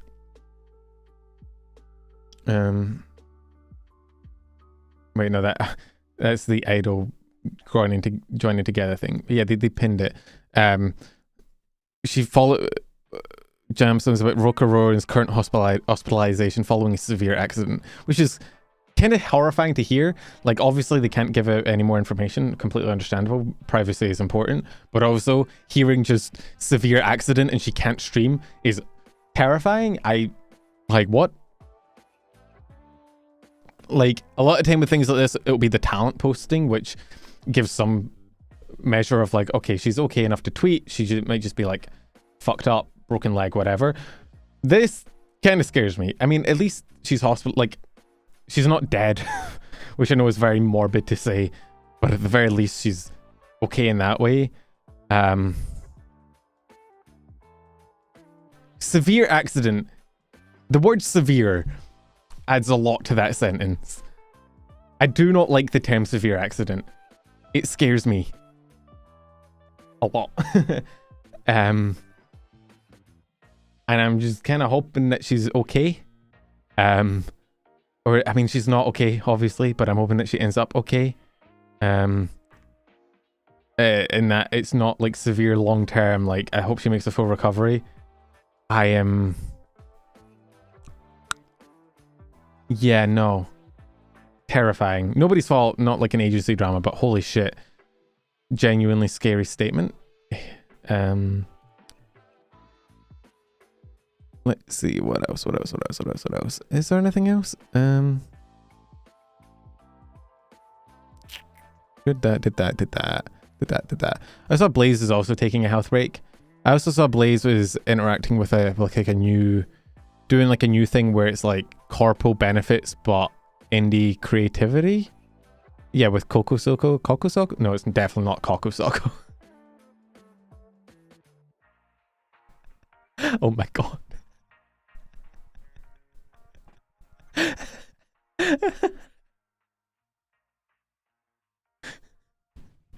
I'm sorry.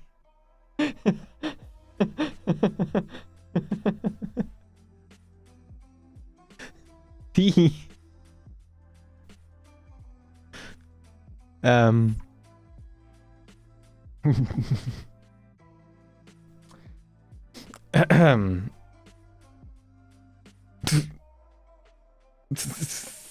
Sorry. Kokosoko is crazy for an agency name. I'm so sorry, but still. Okay. Kokosoko, I'm imagining. Which I guess, isn't that like here, there in Japanese? Anyway. Creatives are what Kokosoko refers to as managers/assistants. Creative contracts have no fees and are for 1 month and include but are not limited to the following benefits. Hand-on experience managing talents with Kokosoko, hands-on experience in managing tasks for operations within Kokosoko, weekly free workshops that promote growth of skills, training, video, blah, blah, blah, and more. Creatives operate under a strict volunteer status. There will be no consistent or promised monetary reimbursement for working with Cocosoko. System is much more similar to our training program, with added possible gifts and benefits like free Cocosoko merch, first consideration for talent status and future auditions, etc. If you have any questions, feel free. So, this seems cool. This seems... it does seem like a school. I think I'm just curious how they're gonna afford it.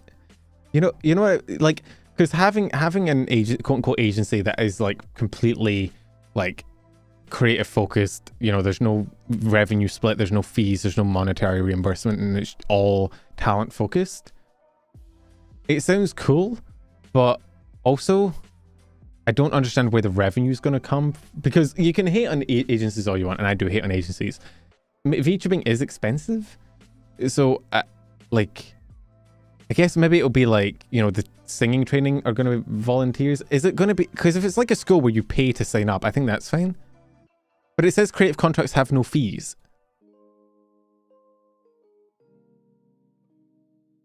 Is it like a, do you buy into it?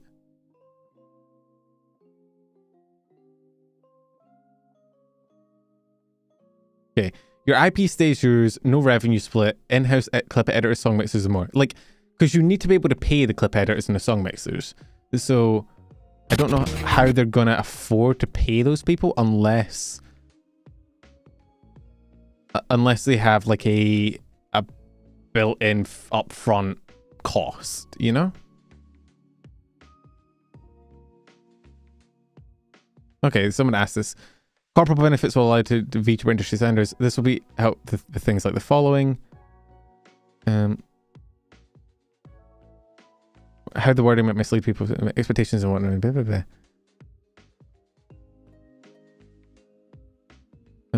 They don't answer where the money is coming from. Maybe below? Oh, yeah, here. Funding will be done via community incentive funding. We will also be requiring upfront payment with our contracts. We're not a VTuber agency. We're not financially responsible for our talents. Our goal is to support them with their budget and our future community support. Okay.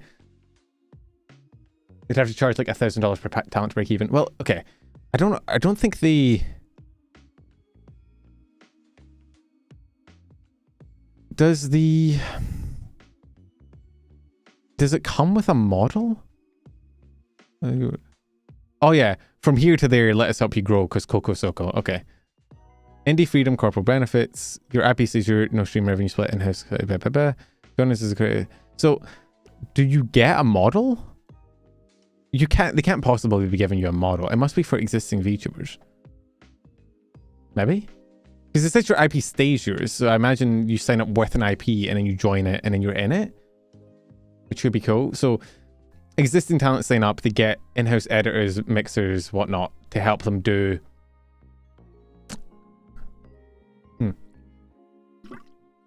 To help them do, like, corporal level shit, like making covers, making music, doing high-edited videos. But they don't make your IP, you keep your IP. They don't charge a revenue split. It's almost like signing up for, like, a... I don't know, like... A school would be good, but also like kind of like a school, but also like you're signing up for like a group. You know, those like groups of people like Iron Vertex or like something like that, where you're like signing up for a group of people to do like creative shit for it, and you're paying an upfront fee per month. It's like a subscription thing. You're like subscribing per month to get help on VTubing. With the knowledge that you don't have to split your revenue, you don't have to give them your IP, you keep your IP, you just get the benefits of it. Which I think is cool. It's actually not a bad idea.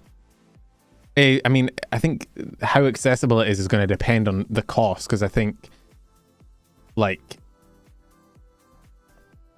the upfront cost would have to be pretty high for that level of support. Because even just commissioning like a mixer or a like an editor can cost a fuck ton. Like a good editor and a good audio mixer, they cost a lot. So the upfront cost would have to be a fair amount. But I think it actually could be like a good middle ground between, you know, between like indie and corpo, because I've always said the biggest issue with corpos is the restriction on freedoms, and so if they can actually give freedom to talents, I think that'd be cool. The person starting the corp has zero experience in these kind of logistics. Oh, for fuck's sake. Okay. Never mind. Don't jive with the corporate benefits advertising, calling the volunteers managers, to be honest. Personally, I'm happy to see people try shit that, as long as it doesn't hurt the talents. Because ultimately, the only worst case scenario of this is that the fucking corpo itself crashes, or this thing itself crashes, and the talents just get to leave with their existing IPs. So, like, whatever. I would be worried if I was one of the first people buying in, because again, I'm curious at how long it stays up, if it can even last a month, if, you know, I mean, it looks like they're going to be running an agency as well as it, like, maybe?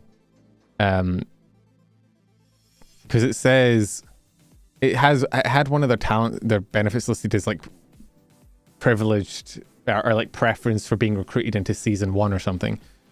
So maybe they're running an agency alongside it, and they have a lot of their funding done through public community goals. I am just a bit... I do like the transparency. We're currently not looking to debut any talents. Our first step will be to prioritize already existing individuals. Yeah.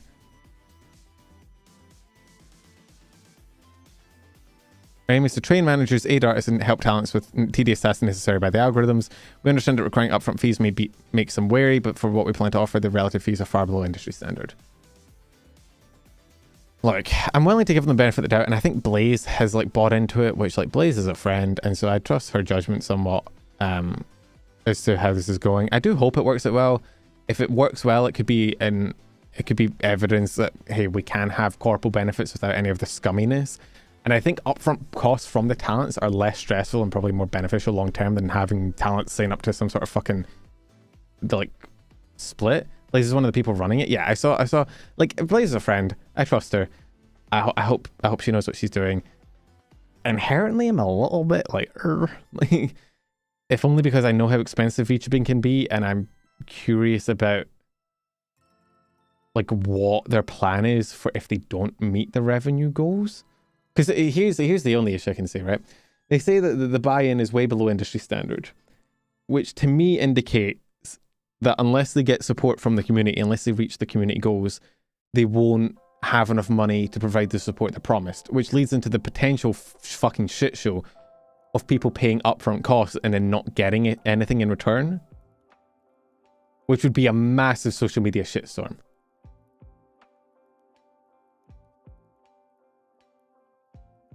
I honestly think this might be the solution to some of my problems that I've had with corpo agencies, which is that you have so many agencies but no experience. Like, if we had a program to train managers and train talents and, like, get people ready for agencies, that we might actually have a more wholesome agency community as opposed to what we've got now. Do I think... I don't know. We'll have to see. I think we'll know more in maybe like a few months. After the first group of people try it, we see what they say, see what the upfront cost actually is, like, cost-wise, see what the benefits are like.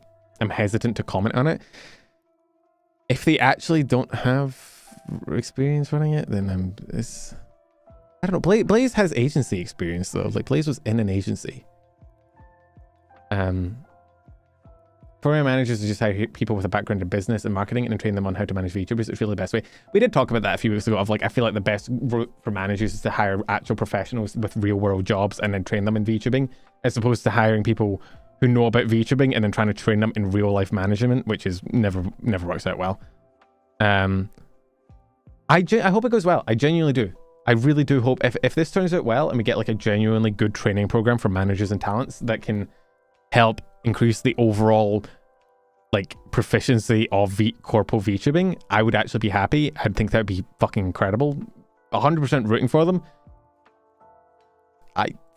I'm hesitant because it's new, because it's something not really done before, and because if apparently they don't have, some of the people running it don't have, like, experience in this kind of logistics, I'm a little bit hesitant.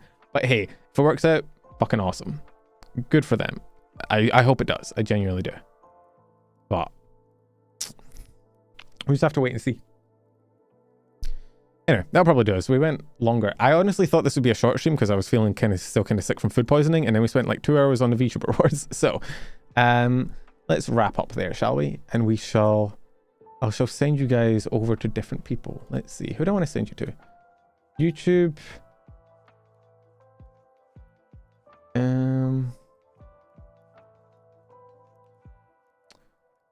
Who do I want to send you guys to on YouTube?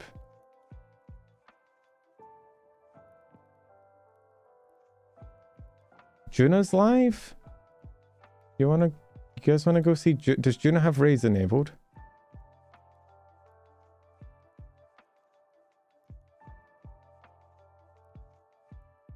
Thanks for shaking me feel better soon. I'm feeling better today. I slept for 25 hours, which helped apparently.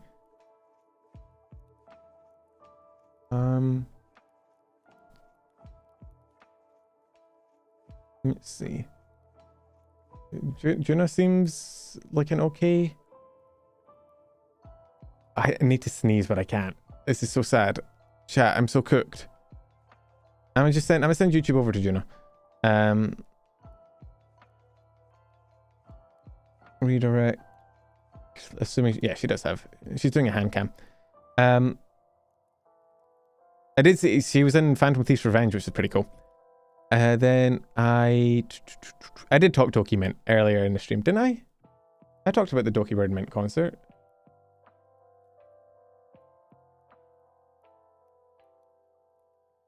We covered Dokibird. I'm sure we did. There's no way. I remember talking about Doki and Mint. Yeah, no, I'm pretty sure I did. Didn't I? I'm so cooked, chat. My brain is on meltdown. I mean, I wouldn't want to show you guys clips anyway, because I don't want to take away from the revenue of that, and I don't want to show clips in case I get like copyright struck. But it was good. Good guests, amazing songs. Doki and Mint sang fucking Last Cup of Coffee. The fan base was incredible. There was a lot of dancing. It was really cool. Good fucking concert. It's really cool to see indies have a concert when it's typically being exclusive to like corpo VTubers. Seeing like two indies come together and run like a super big concert was amazing. The tech was good. Doobie was there. It was great. Good stuff. I'm sorry. There's not really much to say. It was a good concert. You should fucking check it out. There's some really funny things. Someone recorded it on a fucking Nintendo DS. Someone else recorded it on a fucking Ring camera, which is very funny and very goofy. Overall a good event, but I've talked about it about 5-6 times over the last like few months when it's been coming up. You guys should know about it by now. You guys should have seen it. Like but yeah, let me send you guys over. So I send you guys over to Juna that way, and then Twitch, who do I want to send you guys over to on Twitch? Let's see here, shall we? False is doing a stream called Big Problem for Vtuber Awards.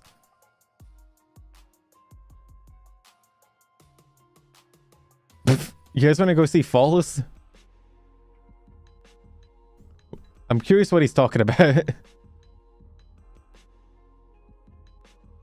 Okay, I'm gonna send you guys over to False. I'm actually curious what he's talking about. I think it might be a meme. I think it might be a meme title. I think he might be like joking that it's because he was there or something, but I'm curious what he's on about. Maybe he's on about AI Fuomoko.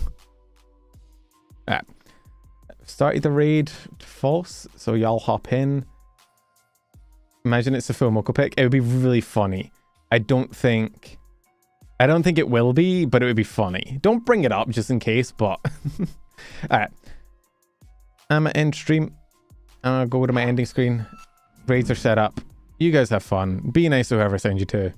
Be chill. Be supportive. And I will catch you guys, hopefully tier list this week. I'm sorry for not doing it this week, but hopefully tier list maybe Tuesday. I will try my best. And I will catch you guys then, whenever I do. Bye for now.